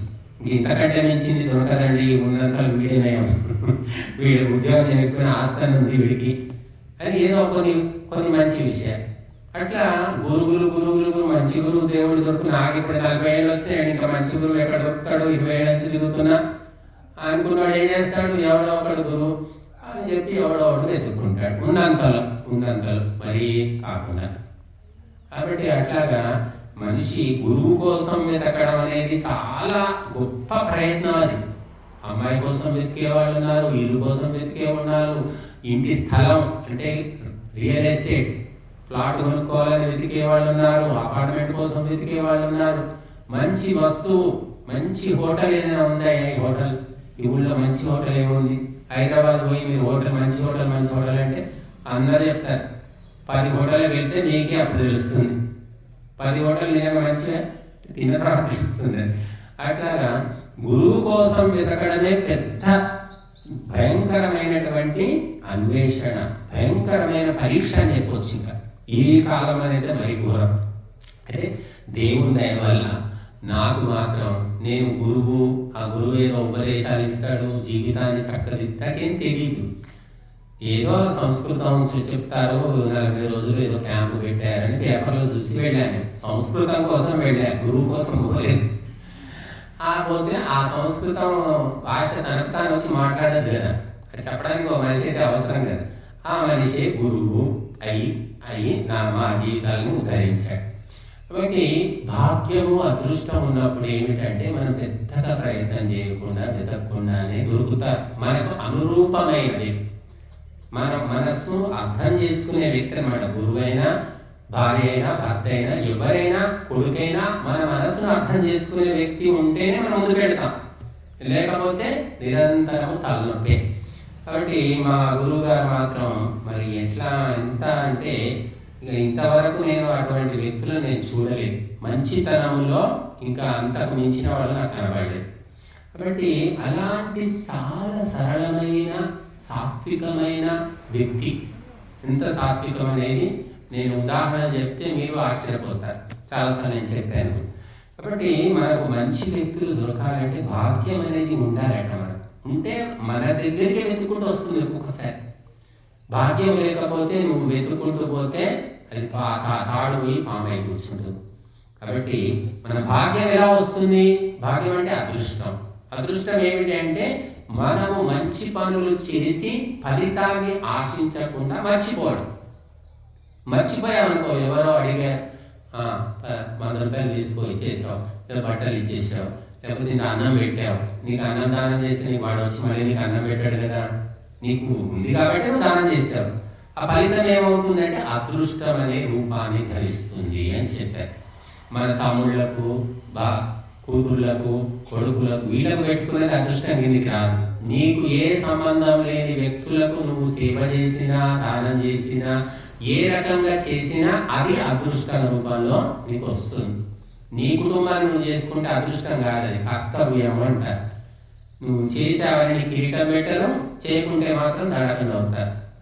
కాబట్టి మనకు సంబంధం లేని వ్యక్తులు, అది మనుషులు కావచ్చు, పశువులు కావచ్చు, ఏవైనా కావచ్చు, వాళ్ళకు నువ్వు ఏది చేసుకున్నా నువ్వు అదృష్టాన్ని, భాగ్యాన్ని మూటగట్టుకున్నట్టే. కాబట్టి అలాగా నాకు ఈ పిచ్చి గురువులు, దొంగ గురువులు, ముచ్చు గురువుల జోలికి పోయే అవసరం లేకుండా మంచి వ్యక్తి పరిచయం అయ్యారు. నా జీవితం హాయిగా గడిచిపోయింది. తర్వాత చాలా ఏళ్ళ తర్వాత ఈ సాధువులు, సన్యాసులు, గురువులు ఇట్లాగా సభలు, సమావేశాలు పరిచయం అయ్యారు. అయినప్పుడు రమ్మన్నప్పుడు వెళ్తాం కదా, వెళ్ళినప్పుడు 4 సార్లు తిరిగేసరికి రంగు అనేది తేలిపోయింది. కాబట్టి అలా ఉంటుంది. కాబట్టి మనం భాగ్యాన్ని పెంపొందించుకోవాలి. నిష్కామ కర్మతోటి మాత్రమే భాగ్యం అనేది పెరుగుతుంది. బాగా గుర్తుపెట్టుకోవాలి. సకామ కర్మల వల్ల మనకు నిరంతరము బంధనాలు పెరుగుతూ ఉంటాయి. నిష్కామ కర్మ, పని చేయాలి, మంచి పని చేయాలి, ఉపకారం చేయాలి, మర్చిపోవాలి, అవసరం లేదు. మనం ఇక్కడ వచ్చారు కొంతమంది, పొద్దున వచ్చి ఊడ్చారు, కొంతమంది తూడ్చారు, కొంతమంది బొట్లు పెట్టారు, గైనలు గడి, ఎవరు చేశారు నాకేం గుర్తుంటుందా? ఎన్నోసార్లు జరిగింది మా కార్యక్రమాలు. ఎంతోమంది వస్తున్నారు, చేస్తున్నారు. ఇది ఎవరు గుర్తుపెట్టుకుంటారు? చేసిన వాళ్ళు కాదు, చూసిన వాళ్ళు కాదు, ఆ భగవంతుడు గుర్తుపెట్టుకుంటాడు. ఆయన రికార్డు ఉంటుంది, రికార్డులో రాసి పెడతాడు, అంతా రాసి పెడతాడు. అది భాగ్యమై కూర్చుంటుంది. మనము ద్రౌపది గురించి మీకు చెప్పాను కథ, అది భారతంలో లేదనుకుంటాను, కాకపోతే కథ అయినా కావచ్చు, కానీ అందులో నీతి మాత్రం ఇదే. ద్రౌపది ఒకసారి తన చెలికత్తెలతో సహా అరణ్యానికి వెళ్ళింది, వనానికి వెళ్ళి అక్కడ ఒక నది, అంటే ఒక చిన్న నది ప్రవహిస్తుంటే ఆ నదిలో పైన గట్టు పైన ఆమె చెలికత్తెలు స్నానం చేస్తున్నారు. ఆ నది కిందికి వెళ్ళిన కొద్దీ కొంచెం కిందికి వెళ్ళిన తర్వాత అక్కడ దూరంగా ఒక స్వామీజీ స్నానం చేసుకుంటున్నాడు. వీళ్ళు పైన ఉన్నారు, ఎత్తులో ఉన్నారు కాబట్టి వీళ్ళకి కనబడుతుంది, ఆయన వాళ్ళకి కనబడు, ఆయన కనబడతాడు కానీ వాళ్ళు కనబడదు. అతనికి స్నానం చేస్తున్నాడు. అయితే నీరు చాలా వేగంగా ప్రవహించడం వల్ల ఆయనకున్న ఆ గోచి అనేది ఉడిపోయి నీళ్ళలో కొట్టుకుపోయినాడు. ఆయన మరి బయట చాలాసేపు స్నానం చేస్తున్నాడు, బయటికి రాలేకపోతున్నాడు. ఈ పైన స్నానం చేస్తున్న ఈ ద్రౌపది చూసింది. అవి విద్వాంసురాలు, రాజపుత్రిక కాబట్టి వాళ్ళు మహిళలు మామూలుగా చూపులతో గ్రహిస్తారండి. మగవాళ్ళకేమో విప్పి చెప్పాల్సి వస్తుంది. ఆడవాళ్ళకి అట్లాంటి బుద్ధి వలే దేవుడు చూపులతో వీడు ఎట్లా అన్నాడు, వీడు బుద్ధిమంతుడా కాదా అన్నీ చాలా మటుకు ఇప్పటి ఆడవాళ్ళకంటే బుద్ధి నష్టమైంది. కానీ పాతకాలం ఆడవాళ్ళైతే ఒక పెళ్లి సంబంధానికి పోయారంటే ఇంట్లోకి పోయి వస్తే నచ్చి ఈ సంబంధం వద్దా, ఎందుకమ్మా బాగానే ఉంది కదా, పిల్లడు బాగానే ఉన్నాడు, చదువుకున్నాడు, ఉద్యోగం ఆస్తులు లేదు, నువ్వు ఇట్లా పోతే తెలుస్తుంది నీకు ఇంట్లో ఎట్లుంది అనుకున్నావు, ఆ వంటిలు చూడండి అంటే ఇంటిని చూసి ఇలాగని చూడంటారు. అట్లాగా మహిళలు ఒక ఇంట్లో కాలు పెట్టారంటే వాళ్ళ లక్షణాలు ఏంటో కనిపెట్టేస్తారు.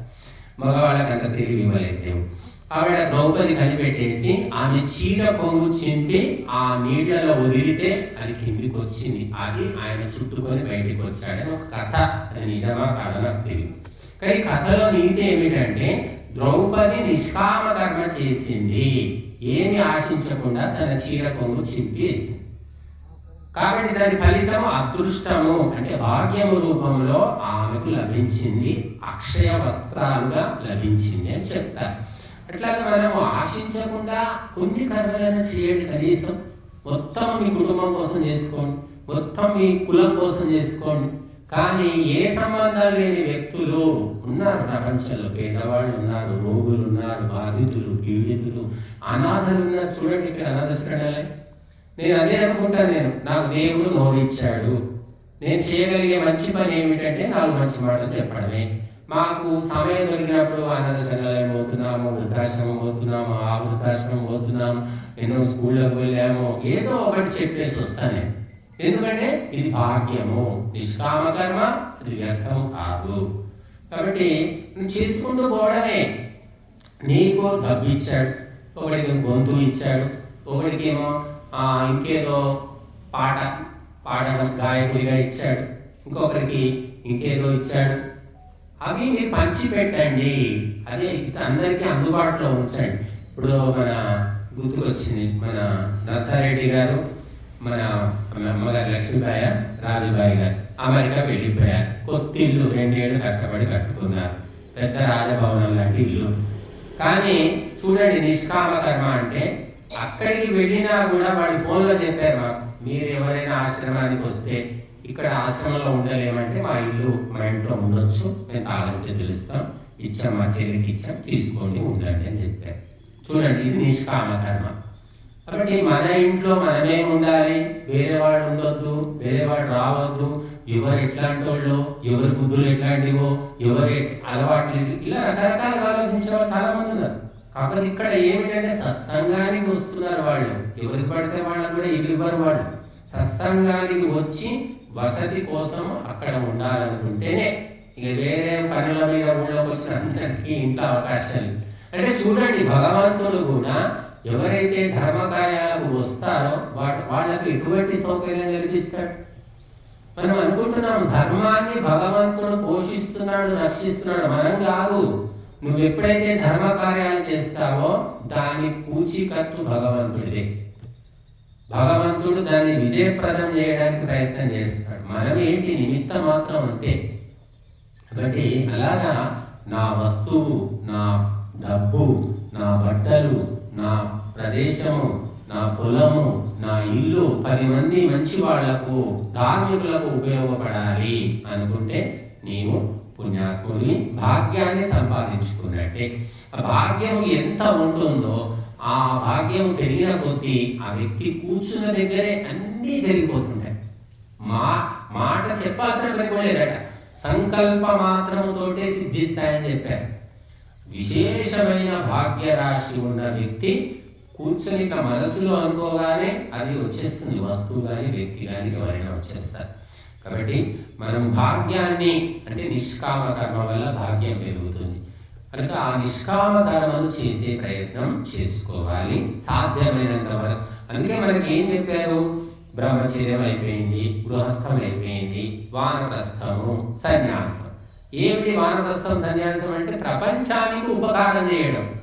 నీ కులం కాదు, నీ గోత్రం కాదు, నీ ఊరు కాదు, నీ ప్రాంతం కాదు, నీ భాష కాదు, ఎవరో అందరికీ మంచి చేసుకుంటూ పోవడము, మంచి చెప్పుకుంటూ పోవడం, అది సన్యాసి యొక్క కర్తవ్యం. తద్వారా నీవు బంధనాల నుంచి విముక్తులవుతావు, నీ భాగ్యం అనేది పెరుగుతుంది అని చెప్పారు. కాబట్టి మన ఇంట్లో మనం చెప్తే ఇప్పుడు వినరు కూడా. చూడండి, నేను ఇంట్లో ఎంత చెప్తే అంత శత్రువులు అయిపోతుంది. ఊరికే ఇది చెప్తాను, ఊరికే నాయట పడతానండి. ఎన్నిసార్లు చెప్తాను? ఇది ఇప్పటికి 1000 సార్లు కదా చెప్పడం.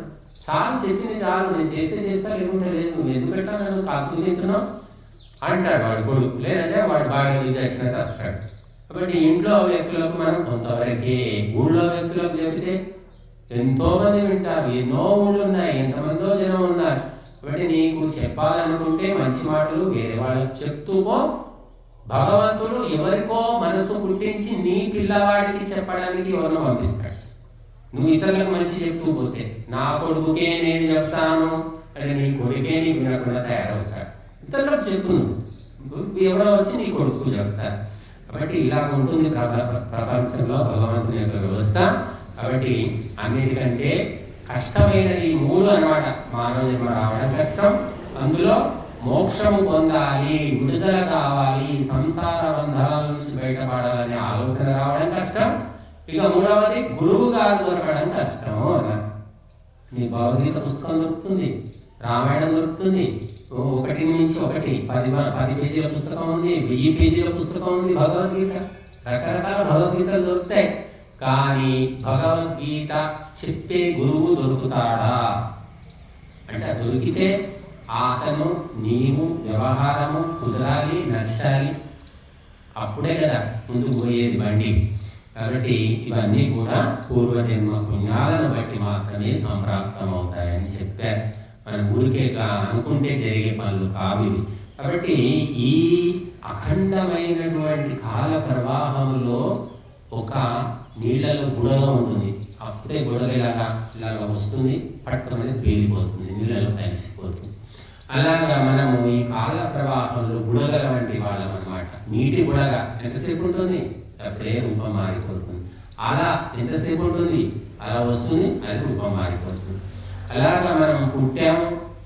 ఈ 2026 అంటున్నాం, చైత్రమాసం, పరాభవనామ సంవత్సరం. మరి మళ్ళీ జన్మెత్తుతామా లేదా? ఎక్కడ పుడతాము, ఎవరికి పుడతాము, ఏం చేస్తాము, ఎవరికి తెలియదు. కాబట్టి మనము ఈ పుట్టుక రావడం, ఇటువంటి అవకాశం దొరకడం అదృష్టం. మీరు ఊరు ఈ ఊరంతా తిరగండి, పక్క ఊరు తిరగండి, 100 ఊళ్ళు తిరగండి. మీకు ఇల్లు కావాలంటే చెప్పే బ్రోకర్లు 100 మంది దొరుకుతారు. స్థలం కొనుక్కోవాలంటే చెప్పేవాళ్ళు 1000 మంది దొరుకుతారు. పిల్లకు సంబంధం అంటే మ్యారేజ్ బ్యూరోలు బోలెడు ఉన్నాయి. కానీ గురువు కావాలి, మంచి ఉపదేశం చెప్పే గురువు కావాలి అని మీరు పట్టపగలు కాకడా పెట్టుకొని వెతికినా దొరకడం లేదో చెప్పలేదు. సరే దొరికిన ఆ గురువును మనం ఉపయోగించుకుంటామా? ఆ వెసులుబాటు మనకుందా? కుటుంబాన్ని వదిలేసుకొని ఆ గురువు చుట్టూ తిరిగి అదేదో నెత్తికెక్కించుకునే ప్రయత్నం చేయడానికి కుదురుతుందా? సమయం దొరుకుతుందా? దొరకడం వేరు, దొరికిన దాన్ని వాడుకోవడం వేరమ్మా. దొరికిన ప్రతి ఒక్కరు వాడుకోరు. మంచి భర్త, మంచి భార్య. మంచి భర్త దొరికిన వాళ్ళు మంచి భార్య ఉంటుందా? మంచి భార్య ఉంటే మంచి భర్త ఉంటాడా? ఇద్దరు మంచివాడు అయితే కొడుకు మంచివాడు పుడతాడా? ఏది మనం చెప్పలేమన్నమాట. కాబట్టి ఏదో అదృష్టం కొద్దీ దొరుకుతాయి, మంచివాళ్ళు దొరుకుతారు. కానీ ఆ దొరికిన దాన్ని సదుపయోగం ఎంతవరకు చేసుకుంటాము అనేది చెప్పలేమన్నమాట. ఎవరో చాలా తక్కువ మంది ఉంటారు సదుపయోగం చేసుకునే వాళ్ళు. కాబట్టి మనం అందరం కూడా ఈ మూడు ఒక్క చోట ఉండడం, ఈ మూడిటి యొక్క సంగమం అనేది కష్టమని చెప్పారు. మనుష్యత్వము, ముముక్షుత్వము, మహాపురుష సంశ్రయము అన్నారు. మహాత్ముల యొక్క భాగ్యం, వాళ్ళ దర్శన భాగ్యము, వాళ్ళ యొక్క మార్గదర్శనం అన్నమాట. ఇది చాలా కష్టం అన్నారు. కాబట్టి ఇది అన్నింటిలో కూడా ఎక్కడనే కాదండి, కేవలం గురువు శిష్యుడు ఇదే కాదు, జీవితంలో మీరు ఎక్కడైనా చూసుకోండి. మంచి వ్యక్తి, మంచి వస్తువు, మంచి పదార్థము అన్నీ కుదరడం కష్టం. మీరు కష్టపడి ఫంక్షన్ హాల్ బుక్ చేస్తారు, డబ్బులు ఇస్తారు 2 లక్షలు, వంటకు భోజన పదార్థాలు అన్నీ మంచి మంచి వస్తువులు చేస్తారు, వంట వాడిని ఎవరు తీసుకొస్తారు, మంచోడు అంటే తీసుకొచ్చారు, వంటలన్నీ చెడగొడితే ఏం చేస్తారు? అప్పుడు అక్కడ ఎవరిది తప్పు? నీకేం తెలుస్తుంది? ఎవడో చెప్పాడు మంచివాడని, మా అమ్మాయి పెళ్లి వీడియో చేశాడు. మరి వాళ్ళ పెళ్లిలో బాగా చేసి మన పెళ్లిలో ఎందుకు జడగొట్టి చేశాడు? ఎందుకు ఇలా జడగొట్టాడని కారణం ఏం చెప్తారు? అలా బోలెడ్సార్లు జరుగుతూ ఉంటాయి. మనం ఒక మంచి డాక్టర్ అని చెప్తారు, పోతాం, ఉన్న రోగం ఎక్కువైతుంది. ఎందుకు ఎక్కువైంది? మరి వాడి మంచి జరిగి మనకెందుకు జరగలేదంటే అదే మరి అదృష్టం, భాగ్యం అంటారు. ఒకరికి జరిగిన మంచి మనకు కూడా జరగడానికి మన భాగ్యంలో ఉంటేనే, లేకపోతే మాత్రం నువ్వు మంచిది అని పోతే మునుగుతావు. ఎందుకంటే నీ భాగ్యంలో లేదది. నీ భాగ్యం ఉంటే నీకు చెడు కూడా మంచిదైపోతుంది, నీ భాగ్యంలో లేకపోతే మంచి కూడా చెడైపోతుంది. అందుకని భాగ్యము పెంచుకునే ప్రయత్నం చేయాలి. అదృష్టాన్ని పెంచుకోవాలంటే ధర్మ కార్యాలు, పరోపకార కార్యాలు, సేవా కార్యాలు వీలైనంత చేసుకోవాలి. పూర్తిగా అంకితమై చేస్తే మరీ సంతోషం. వాళ్ళ దేవతలు, నడిచే దేవతలను మొక్కొచ్చు. ఇక చేసేవాడికే తిట్లు ఉంటాయి, గుర్తుపెట్టుకోండి. ఈ ధర్మ కార్యాలు ఎవరు చేస్తే వాళ్ళకు తిట్లు ఫస్ట్. ఎవరైతే ఉడిచింది దుమ్ము ఇక్కడనే ఉంది, ఎవరు ఉడిచింది? అది ఎవరే ముగ్గులేసింది? ముగ్గులు ఇట్లా ముగ్గులేసింది ఎవడో వచ్చాడు. వేసిన వాడికి మొక్కలు పెట్టేవాళ్ళు 2 మంది ఉంటారు. కాబట్టి అన్నిటికీ సిద్ధమై మనం పట్టించుకోకూడదన్నమాట. మనస్సు మీదకి తీసుకోకుండా చేసుకుంటూ పోవాలి. తల్లికే ఎందుకు తిట్లు పడతారు? ప్రపంచంలో మొట్టమొదలు తిట్లు తినేది తల్లి. తల్లిగా మీరు నిన్న మన పేపర్లో చూశాను నేను. ప్రపంచవ్యాప్తంగా ఎన్ని లక్షల మంది మహిళలు ఆ కానుపు సమయంలో రక్తహీనత వల్ల సరైనటువంటి వైద్యం దొరకక, సరైనటువంటి పరిస్థితులు లేక చచ్చిపోతున్నారు. కేవలం కాన్పు సమయంలో లక్షల మంది. అటువంటి ప్రాణాన్ని పణంగా పెట్టిన ఒక తల్లికి చిట్ట చివర ఈ సమాజం ఇచ్చేది ఏమిటంటే తిట్లు. ఒక కొడుకుని తిట్టాలంటే తల్లి పేరు మీద తిడతాడు, భర్తను తిట్టాలంటే ఆ భార్య పేరు మీద తిడతాడు, అన్నను తిట్టాలంటే అక్క పేరు మీద తిడతాడు. ఏంటి తిట్లని మీరు చూడండి, ప్రతి తిట్టు ఒక మహిళకు అవమానము. ఆ మహిళ ఏం చేసింది పాపం? ఏ తల్లి నేర్పిస్తుందండి? తల్లి మంచి చెప్పకపోవచ్చు, చెడు చెప్పే తల్లులు ఎంతమంది ఉన్నారు నాకు చెప్పండి? 1,00,000కు ఒకరు ఉంటారేమో. కానీ ఆ వాడు సమాజంలో తిరిగి ఎక్కడెక్కడో పాడలవాటని నేర్చుకుంటే దానికి బాధ్యులు తల్లిదండ్రులా? వాళ్ళని ఎందుకు తిప్పుతారు మీరు? వాడిని తనండి, తిట్టండి, కొట్టండి, ప్రాణం తీయండి. వాళ్ళ తల్లిదండ్రులను మాత్రం అనకండి. ఏ తల్లిదండ్రులైనా అనకండి. పిల్లవాడు 10 ఏళ్ళు పెరుగుతాడు ఇంట్లో, తర్వాత మగ పిల్లలైతే చెట్టు పోతులాగా సమాజం అంతా తిరుగుతారు, దేశాలన్నీ తిరుగుతారు. వాడు ఏం చేస్తున్నాడు? ఏ తల్లి చూస్తుంది, ఏ తల్లి చూస్తుంది? వాడు చేసిన తప్పులకు వాళ్ళని తిడతారా మీరు? అవసరమా? అది పాపం కాదా? నాకైతే పాపమే అనిపిస్తుంది. కాబట్టి ఏ వ్యక్తి తప్పు చేశాడో ఆ వ్యక్తి వరకే పరిమితంగా ఉన్నాడు. వాడి కుటుంబాన్ని తీసుకురాకండి మీరు దయచేసి. ఇది నా ఆలోచన, మీరు కూడా ఆలోచించండి. మరి ఇటు పోయి అటు పోయి ఎవరో చేసిన పాపాలకు తిట్లు తినేది ఎవరు అంటే తల్లి, అక్క, భార్య, ముగ్గురు. ఇక చివరికి ఎంత అంటే ఒక్కోసారి తల్లిని తిట్టాడని చెప్పి వాడు హత్య చేస్తాడు. మన పేపర్ చదివాం, తల్లిని ఏదో అన్నాడని చెప్పి వాడు పోయి చంపేసి. అట్లాగా అనవసరంగా ఒకరిని అనకండి, తిట్టకండి, ఒక సంబంధం లేని వ్యక్తులు లాగకండి అందులో. ఇప్పుడు చాలా మంది అంటారు, మాకు కూడా వచ్చే తిట్లు పోయాడు బట్ట, మేము కూడా గురువైనా తల్లి అయినా తప్పదు తిట్లు. మీ దగ్గర అబ్బాయి ఉంది, పోయినాడు కదండి, ఆ సంవత్సరం ఉంచిన మా అబ్బాయిని ఏం మార్పు రాలేదండి, ఇట్లా తయారైండు, మీరేం నేర్పించారండి, ఇలా అన్నారు మమ్మల్ని వచ్చి. వాడేదో చేస్తే ఇక్కడ ఉన్న తప్ప బాగానే ఉంటారు, ఇంటికి పోయాక ఏదో పనులు చేస్తాం, మాకేం సంబంధం అది? అది కూడా మీదే సంబంధం, మీరు నేర్పలేదా, మీరు చెప్పలేదా అంటే చెప్తే వాడు గుర్తుపెట్టుకోకుండా వాడు తప్పది. ఇలాగా మరి డాక్టర్లను తిట్టేవాళ్ళు ఉన్నారు, గురువులను తిట్టేవాళ్ళు ఉన్నారు, మహిళల ఉసురు పోసుకునే వాళ్ళు ఉన్నారు. ఎవరు తప్పు చేస్తున్నారో వాడినే మీరు దృష్టిలో పెట్టుకోండి, లేకపోతే మాత్రం పాపము మూట కట్టుకున్నట్టు ఇతరులను మనం అందులోకి లాగడం. కాబట్టి గురువులు ఎప్పుడైనా మంచిగా చెప్తూ ఉంటారు, ఉన్నంత వరకు మంచిగానే ఉంటారు. ఇక్కడ ఏం చెడు చేయడానికి ఏముంది? ఇక్కడ ఏం చేస్తారు? ఇక్కడ చెడు ఫోన్ లేదు, టీవీ లేదు, ఇంకే రకమైన వినోదము విలాస వస్తువులు లేవు, ఫ్రిడ్జ్ లేదు, ఏమీ లేదు. మా మొహం ఆయన మొహం నేను చూసుకోవాలి, గురువు శిష్యుడు అంటే పుస్తకాలు చదువుకోవాలి, ఫోన్ ఒకటి ఉంది, ఫోన్ మాట్లాడుకోవాలి. అందుకని చాలా మంది ఉండలేకపోతారు, కొంతకాలం ఉంటారు, వెళ్ళిపోతూ ఉంటారు, రకరకాల వాసనలు లాక్కొని పోతూ ఉంటాయి. కాబట్టి మనుషులు చేసిన తప్పులకు వారే బాధ్యులు, ఇతరులు ఎవరు కూడా ప్రధానంగా వాళ్ళే అన్నమాట. ఇక్కడ సెకండరీ వేరే ఉంటే ఉండొచ్చు, కాకపోవచ్చు. కాబట్టి మానవ జన్మ ఎత్తడం కష్టము, అందులో ముక్తిని పొందాలి, బంధము నుంచి విడిపడాలి, మోక్షము పొందాలి, విడుదల కావాలి, ఈ దుఃఖాల నుంచి విడుదల కావాలి అని ఆలోచన రావడం కష్టం. వచ్చిన తర్వాత గురువు, దీనికి ఉపదేశించే గురువు ఎక్కడున్నాడు అని వెతుక్కోగానే కూడా దొరకరు. దొరికితే ఈ జన్మకు మనకు అదృష్టం అన్నట్టు. ఇంకా దొరకలేదనుకోండి, ఇక ఎవడో అత్యస గురువు దొరికాడంటే మన జీవితమే నాశనం. అట్లా కాబట్టి మరి మహర్షి దయానందుడు 25 ఏళ్ళు తిరిగి గురువును దొరికించుకున్నందుకు ఆయన చెప్పిన ఉపదేశం మా గురువు గారు నాకు చెప్తే నేను నీకు చెప్తున్నా అంటే అక్కడి నుంచి అన్నమాట. ఒక వ్యక్తి సరైన గురువు దయానందుడికి దొరికడం వల్ల ఆ సరైన ఉపదేశము సరైన వ్యక్తి గ్రహిస్తే మళ్ళీ సరైన శిష్యుడికి దొరుకుతుంది. సరైన వ్యక్తులకే అది ఇముడుతుంది, అది అంటుతుంది కూడా, ఎవరికి పడితే వాళ్ళకి అంటారు. అందుకే అంటారు, కుమ్మరింటికి పోతే మట్టి అంటుతుంది, కంసాలింటికి పోతే బంగారం అంటదు అంటారు.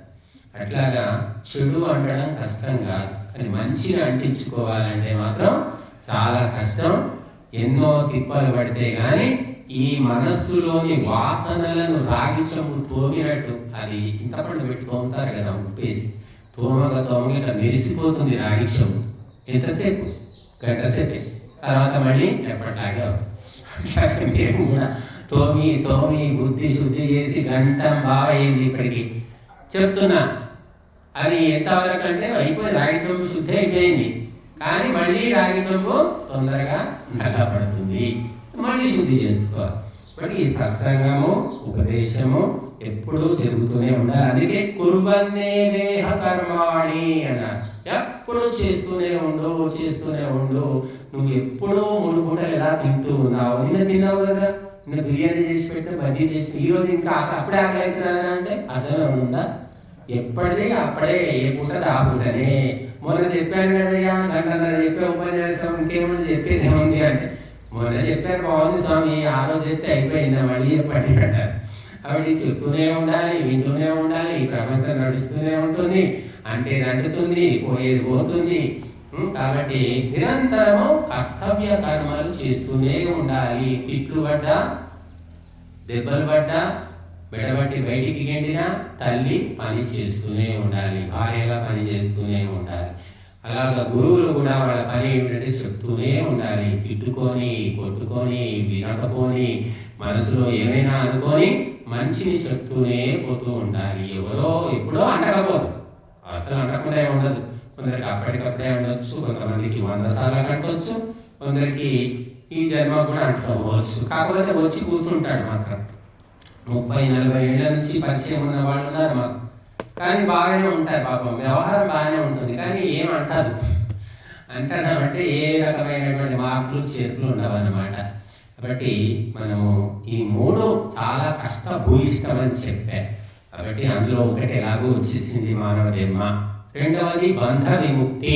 బంధ విముక్తి ఎప్పుడంటే ఇదంతా ఏంటి, బాధలేంటి, కష్టాలేంటి, పీడలేంటి, ఈ ఆడజన్మ ఏంటి, పిల్లల్ని కనడం ఏంటి, పాలివ్వడం ఏంటి, పెంచడం ఏంటి, ఈ అడవైనలతో తిట్టు తినే నాకు అవసరమా అని ఒక్కసారి మనసులో వచ్చిందంటే ఆ మహిళ ఏం చేస్తుంది, ఇల్లు లేదు భార్య అని పక్కన పెట్టేసి వెళ్ళిపోతుంది.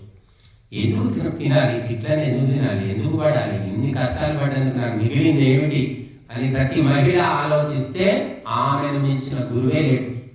కానీ మహిళకు ఏం చెప్పేసేసాడంటే భగవంతుడు అదొకటి పెట్టాడు కదా, ప్రేమ అనురాగం అనే పాశం. ఆ పాశమే యమపాశం.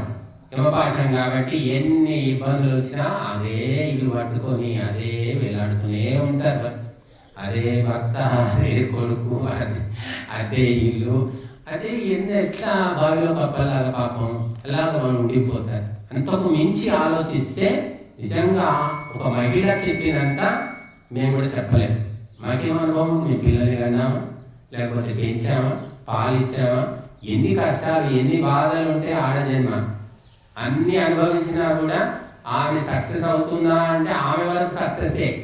కొడుకు బాగాలేకున్నా మళ్ళీ ఆమె మీదకే పడతారు, భర్త బాగాలేక చెప్పుకోవాలి, భర్త చెప్పుకోవాలి, బుద్ధి లేదని దాన్ని తిడతారు. చుట్టాల్లో పోతే ఉన్నాయని నమ్ముకున్నాడు ఏ మొగుడే నీ మొగుడు దాన్ని తిడతారు. ఇంకా వాడు చెప్తే వాడు ఊరుకోరు కదా, మీద వాడి మళ్ళీ ఏమైనా గొడవ చేస్తాడు, ఏమైనా అంటారు. అంటే ఒక మహిళ ఎంత బుద్ధిగా ఉన్నా కూడా ఎక్కడో ఆమెకు తిట్లు పడుతూనే ఉంటాయి. కాబట్టి మరి మహిళలు నిజంగా వైరాగ్యం వస్తే, మహిళకు వైరాగ్యం వచ్చిందంటే మాత్రం ఆమె కంటే గొప్ప ఉపదేశం ఎవరు చేయరు. మీరు చూడండి, యూట్యూబ్లో కానీ టీవీలో కానీ ఉపదేశాలు చేసి గురువులు ఉన్నారు కదా, గరికపాటి, చాగంటి, సామవేదం, షణ్ముఖ శర్మ ఉన్నారు, 10 మంది దాకా ఉన్నారు మన తెలుగులో. ఒక ఆడ గురువు, ఒక ఆడ హిందీలో ఒకరన్నా ఇద్దరు కనిపిస్తారు. ఇందులో కూడా ఎక్కువేం లేదు. మొత్తం భారతదేశం మొత్తంలో ఉపదేశం చెప్పే మహిళా మూర్తులు 100కు ఒకరు, 1000కి కూడా చెప్పలేము, 1,00,000కు ఒకరిద్దరు ఉండొచ్చు. 1,00,000 మంది మగ గురువులు ఉంటే ఒకరిద్దరు ఆడ గురువులు. ఎందుకంటే ఎన్ని బాధలు, కష్టాలు, పీడలు, హింసలు, తిట్లు, కన్నులు అన్నీ పడుకుంటూ కూడా భరించే ఓపిక భగవంతుడు ఇచ్చాడు. భూమాతకి ఎంత ఓపిక ఉందో అంత మహిళకు ఉందంట. అందువల్ల ఈరోజు మర్చిపోతున్నారు, అన్నీ మర్చిపోతుంది. కాబట్టి ఆమె ఉండగలుగుతుంది, ఉంది కాబట్టి సంసారం నడుస్తుంది, కాబట్టి ప్రపంచం నడుస్తుంది. భూమి తన చుట్టూ తాను తిరుగుతుంటూ సూర్యుని చుట్టూ తిరుగుతుంది. భూమాత తిరగడం ఆపేస్తే ఏమవుతుంది, ప్రళయం వస్తుంది. 2 సార్లు తిరగాలమ్మా భూమాత, 2 సార్లు తన చుట్టూ తాను తిరగాలి, సూర్యుని చుట్టూ తిరగాలి, 2 రౌండ్లు. మరి సూర్యుడు ఎన్ని రౌండ్లు, ఒకటే. తన చుట్టూ తాను తిరగాలంటే ఆయనకు వేరే అవసరం లేదు. అంటే ఆడవాళ్లకు డబుల్ డ్యూటీ ప్రకృతి ఏర్పరిచింది. ఇది ఏ రాజు కాదు, ఏ రాజ్యం కాదు, ఏ పార్టీ కాదు. కనుక మగవాళ్ళకు ఒకటే డ్యూటీ, కాంతే అయిపోయింది. కాబట్టి అయిపోయింది. పిల్లాడు పుట్టిండు, తండ్రి మగ మహారాజ్ కొంచెం బిడ్డను ఎత్తుకోరా, ఏమి బిడ్డను ఎత్తుకునేది, బయట పనులు ఉన్నాయి, బయట పనులు ఎవరు చేస్తాడు, నీ తాత చేస్తాడా? ఇంట్లో పిల్లల్ని చూసుకోలేవా? మా అమ్మ 7గురిని పెంచింది, నీ మొహానికి ఒక్కరిని చూసుకోలేకపోతున్నావు. ఇక మాట్లాడితే మా అమ్మ, మా అమ్మమ్మ, మా నాయన ఇదే మాట్లాడుతుంటారు. ఆ కాలం వేరండి, అప్పుడు వేరు, ఇప్పుడు వేరు. ఏ కాలం వేరండి, అప్పుడు ఉన్నంత కష్టం ఇప్పుడు ఉందా నీకు అని ఇలా అంటారు. ఎప్పటి కష్టం అప్పుడే ఉంటుంది, ఎప్పటి బాధలు అప్పుడే ఉంటాయి, ఎప్పటి సుఖం అప్పుడే ఉంటుంది. కాబట్టి మరి మహిళామణులు వైరాగ్యం తెచ్చుకొని వారు ఉపదేశిస్తే వారిని మించిన గురువులు ఒకరిద్దరు ఉన్నారు. నేను చూశాను, హిందీలో ఉన్నారు, చాలా బాగా చెప్తున్నారు వాళ్ళు. కాకపోతే చాలా స్వీట్గా, షార్ట్గా బాగా చెప్తున్నారు. కానీ తక్కువ మంది, వాళ్ళ శిష్యులు కూడా తక్కువ మంది ఉంటారు. కాబట్టి మనకు మహిళలే ఎక్కువ బంధనాల్లో ఉన్నది, మహిళలే. వాళ్ళే బయటపడాలి. వాళ్ళు బయటపడాలంటే అందుకే ఏం చెప్పారు శాస్త్రంలో, స్త్రీలు తపస్సు చేస్తే దేవుడు తొందరగా మోక్షం ఇస్తాడట. పురుషులు తపస్సు చేస్తే మాత్రం అంత తొందరగా రాదు. ఎందుకంటే వీడు పెద్ద విలన్. ఒక మంచి తండ్రి కాదు, మంచి కొడుకు కాదు, మంచి భర్త కాదు, మంచి తమ్ముడు కాదు. కాబట్టి వీడు ఎంత తపస్సు చేస్తే లాభం? కాబట్టి వీళ్ళకి రాదట. కానీ వీళ్ళు తపస్సు చెయ్యరు, వాడు చేసిన లాభం లేదు. వీడు చెయ్యరు, వాడు చేసిన లాభం లేదు. ఇది ప్రపంచం. ఈ ప్రపంచం ఇలా నడుస్తూనే ఉంటుంది. కాబట్టి అందుకే మానవ జన్మ పురుష జన్మ అనేది గొప్పదని చెప్పారు. మానవ జన్మలో పురుష జన్మ గొప్పదన్నాడు శంకరాచార్య. ఎందుకంటే మగవాడు దులిపేసుకొని పోయి ఎక్కడైనా చెట్టు కింద వచ్చి తప్ప చేసుకోవచ్చు. అదే ఆడవాళ్ళకు దులుపు కూడా వీరే కుదరదు అసలు. కాబట్టి ఆనాడైనా ఈనాడైనా ఒక పురుషుడు అంకితమై ధర్మాన్ని దైవాన్ని తెలుసుకోవాలని అతడు తపస్సు చేస్తే, నిజంగా మనస్ఫూర్తిగా చేస్తే మోక్షం వస్తుంది తప్పకుండా. కానీ అటువంటి బుద్ధి ఉండడం పురుషులకు చాలా కష్టం అన్నారు. అందుకే చూడండి, బ్రహ్మచర్యం అన్నారు. బ్రహ్మచర్యం పురుషులకా ఆడవాళ్ళకే చెప్పండి. ఎవరికి చెప్పారు శాస్త్రంలో? పురుషులకే కదా. బ్రహ్మచారి సూక్తం అని అథర్వవేదంలో ఉంది. బ్రహ్మచారి అంటే పురుషులు, బ్రహ్మచారిణి అంటే స్త్రీలు. స్త్రీల గురించి ఒకే ఒక వాక్యం చెప్పారు. అదే బ్రహ్మచారి సూత్రంలో, బ్రహ్మచర్యేణ కన్యా యువానం విందతే పతి అంటే ఒకటే వాక్యం ఉంది స్త్రీల గురించి. బ్రహ్మచర్యము వహించిన స్త్రీ ఉత్తమ భర్తను ఆమె ఎంచుకుంటుంది అని చెప్పి. కాబట్టి బ్రహ్మచర్యం పురుషులకు చెప్పారు, స్త్రీలకు చెప్పలేదు. ఎందుకు చెప్పలేదు అంటే వాళ్ళకి అవసరం లేదు. ఎవరికి అవసరం అంటే పురుషులకు అవసరం. కానీ పురుషులు బ్రహ్మచర్యం వదిలిపెట్టేశారు. చెట్టు విడిచిన భూతంలాగా తయారైపోయారన్నమాట. కాబట్టి ప్రపంచంలో యుద్ధాలు చేసేవాళ్ళు, చేయించేవాళ్ళు, యుద్ధోన్మాదంతో రగిలిపోయే వాళ్ళంతా పురుషులే. ఇప్పుడు ట్రంప్ ఉన్నాడు, వాడు నెతన్యాహు ఇజ్రాయెల్ దేశం, వాళ్ళు కాకుండా ఆడవాళ్ళు ఉన్నారనుకోండి. ఆడవాళ్ళు ఉండే పరిస్థితి ఇలాగే ఉండేదా చెప్పండి? ఎంతో కొంత తేడా ఉంటుంది, ఆడమగ తేడా ఉండనే ఉంది. కాబట్టి ఒక మహిళ ఒక పురుషుడు ఒకే సమస్య ఇద్దరు రెండు రకాలుగా ఆలోచిస్తారు. ఒకే వస్తువును ఇద్దరు రెండు రకాలుగా చూస్తారు. ఒకరికి సమస్య అనిపించింది, ఒకరికి అనిపించకపోవచ్చు. భార్య చెప్తుంది, ఏమంటే ఇల్లు ఖాళీ చేద్దామండి, ఎందుకే మొన్ననే వచ్చినాం, ఇంత బాగుంది ఇల్లు, ఇంత చౌకలు దొరికింది, ఇల్లు బాగానే ఉంది కానీ కొన్ని బాగలేవండి పరిస్థితులు, ఇంట్లో ఉండదు, వెళ్ళిపోవాలి. ఏమైతే చెప్పు, ఎందుకు వెళ్ళిపోవాలి, మొన్ననే ఖాళీ చేసినాం కదా. లేదండి, మీకు పక్కింట్లో వాడు ఒకడు ఉన్నాడు, ఊరికే నాకే చూస్తున్నాడు, వాడు పొద్దు లేవగానే మనల్ని గమనిస్తున్నాడు, వాడు మీరు చూస్తున్నారు, వాడు చూస్తే నీకెందుకు, నీకేమైంది, నువ్వెందుకు చూస్తున్నావు, వాడు అవసరం లేదంటాడు వాడు. అంటే ఆమెకు సమస్య అనిపించింది, మగవాళ్ళకి అనిపించదు. మగవాళ్ళ దృష్టికి వచ్చేసరికి అది ముదిరిపోతున్నారు. అప్పుడు ఎప్పుడో జరుగుతుంది 6 నెలల తర్వాత. అప్పుడేమవుతుంది, అరే నువ్వు చెప్పినప్పుడే ఖాళీ చేస్తే అయిపోయేది కదనే, వాడు ఎంత పని చేసి పెట్టిండు, మొత్తం మన ఇంటి పరువు బజారు పడేటట్టుంది అని భర్త అప్పుడు అంటాడు. ఆడవాళ్ళేమో సామాన్య స్థితిలో ఉన్నప్పుడే చెప్తారు, ముదిరిపోకముందే. మగవాళ్ళకు ముదిరితే కానీ దృష్టికి రా. నేను చెప్పింది నిజమా అబద్ధమా చెప్పండి? ఆడవాళ్ళు ఉన్నారు కదా. కాబట్టి మరి మహిళకు అటువంటి సూక్ష్మ బుద్ధి ఇచ్చాడు కాబట్టి వాళ్ళు తపస్సు చేస్తే భగవంతుడు తొందరగా అనుగ్రహిస్తాడని వాళ్ళు చెయ్యలేరు. ఇంకా అన్ని చుట్టూ పాశాలు, యమపాశాలు, మహాపాశాలు చుట్టుకొని ఉన్నాయి కాబట్టి అవి వదిలించుకొని మరి వాళ్ళు తపస్సు చేయడం చరిత్రలో కూడా చాలా తక్కువ మంది ఉన్నారు. కాబట్టి కానీ ఆ మహిళ ఆ ఇంట్లో ఉండడమే తపస్సు. అందరినీ ఆ ఓర్చుకుంటూ భరించుకుంటూ ఆ ఇల్లును రక్షించడము, ఇంట్లో సేవ చేయడము, అదే పెద్ద తపస్సు అని చెప్పుకోవచ్చు. ఇంకా అంతకు మించిన తపస్సు మనకి ఎక్కడ కూడా కనిపించదు. ఆ అష్టావధానం శతావధానం అంటారు, ఆ మాదిరి అనమాట. కాబట్టి మరి మహిళామణులు, పురుషులు అందరూ కూడా ఒకరి కష్టాన్ని ఒకరు తెలుసుకొని, ఒకరిని ఒకరు అర్థం చేసుకొని, ఒకరి మీద ఒకరు ఆరోపణలు చేసుకోకుండా ఇద్దరు ఉమ్మడిగా సమస్యల్ని ఎదుర్కొనే ప్రయత్నం చేస్తే ఆ ఇల్లు శాంతి నిలయం అవుతుంది తప్ప మరి ఒంటరిగా పోరాటం చేస్తే మాత్రం అది సక్సెస్ కావడం కష్టం. బట్టి భార్యాభర్తలే కానీ, తల్లి తండ్రులే కానీ, గురువు శిష్యులే కానీ కలిసి మెలిసి డాక్టరు పేషెంటే కానివ్వండి. డాక్టర్ చూడండి రోగాన్ని చూస్తాడు, చూసి మందు చెప్తాడు, చెప్పి ఇది తినకూడదు అది తినకూడదని చెప్తాడు. రోగి కూడా డాక్టర్ సహకరించాలి కదా, సహకరించి సరేనండి అని ఆ మందులు వాడితే ఆ మందులు రియాక్షన్ వచ్చిందని చెప్తే మళ్ళీ మారుస్తాడు. అంటే డాక్టరు పేషెంట్ అయినా కలిసిమెలిసి అవగాహనతో ఉంటేనే రోగం తగ్గుతుంది.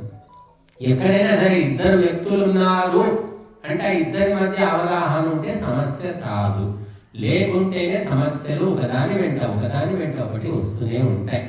కాబట్టి మనము భారతదేశంలో పుట్టాము కాబట్టి ఇక్కడ దొరికిన గొప్ప అదృష్టం ఏమిటంటే ఇది వేదభూమి, కర్మభూమి, దేవభూమి అని చెప్పారు. కాబట్టి ఇటువంటి దేశంలో పుట్టినందుకు మనము ధర్మము గురించి, దైవము గురించి, ఆత్మను గురించి తెలుసుకోవడం, చెప్పేవారు దొరకడం ఏ అదృష్టం, చెప్తుంటే వినేవాళ్ళు దొరకడం మా అదృష్టం. కాబట్టి ఎవరో ఒకరు ఉన్నారు కదా వినడానికి, ఎవరో ఒకరు ఊరికే కూర్చొని మైక్ పట్టుకొని గోడలకు తలుపులకు కిటికీలకు చెప్తే కొన్ని రోజులయ్యాక స్వామీజీ ఏమైంది మా మధ్య బాగుండేవాడు, ఊరికే మైక్ పట్టుకొని ఆయన చెప్పుకుంటున్నాడు, ఆయన ఏమైందో ఏమో ఆయనకేమైనా అని ఊరంతా ఒక ప్రచారం. కాబట్టి నలుగురు మనుషులు ఉంటేనేమో రేపు మనుషులకు చెప్తున్నారు కదా, వాళ్ళు వినని వినకపోని పాడుకొని లేవని ఏమైనా కానీ కాబట్టి అలా ఉంటుంది. కాబట్టి అదృష్టం అంటే మంచి రోగికి మంచి డాక్టర్ దొరకడం అదృష్టం, మంచి డాక్టర్కు మంచి రోగి అంటే రోగం మంచిగా ఉండదండి, చెప్పినట్టు వినే రోగి అనమాట. చెప్పిన మందులు వాడుకొని సమయానికి పథ్యం చేసి అన్ని పాటించే రోగి దొరికితే అది కూడా అదృష్టం. అదే మళ్ళా అతనికి కూడా పేరు వస్తుంది, డాక్టర్కు పేరు వస్తుంది. పలానా చూడండి క్యాన్సర్ 3rd స్టేజ్లో ఉందండి, కానీ ఆ పేషెంట్ నేను చెప్పిన ప్రతి ఒక్కటి కూడా చక్కగా చెప్పినట్టు విన్నాడండి, ప్రతి మందు కూడా సమయానికి తీసుకున్నాడు, రోగం తగ్గిపోయింది అని డాక్టర్ చెప్పుకుంటాడు. నా ట్రీట్మెంట్ వల్ల క్యాన్సర్ తగ్గింది. పేషెంట్ కూడా చెప్పుకుంటాడు, మంచి డాక్టర్ దొరికాడండి, నాకు మంచి మందులు ఇచ్చిండు, ఇది తినొద్దు, పథ్యం అన్ని బాగా చెప్పిండండి, నేను కూడా కరెక్ట్ ఫాలో అయినా అని వాడు చెప్పుకుంటాడు. ఇక చెడ్డ డాక్టర్ చెడ్డ రోగి ఉంటే వీడి మీద వాడు దుమ్మెత్తి పోస్తాడు, వాడి మీద వీడి దుమ్మెత్తి పోస్తాడు. కాబట్టి మనం అందరం కూడా మంచివాళ్ళం కాబట్టి ఇక్కడ మనం ఇలా కలుసుకున్నాం. ఈరోజు మరి 1:27 వరకు చెప్పుకున్నాం. మరి అందరికీ ధన్యవాదాలు. మళ్ళీ మనం తర్వాత సత్సంగంలో కలుద్దాం. ఓం శాంతి.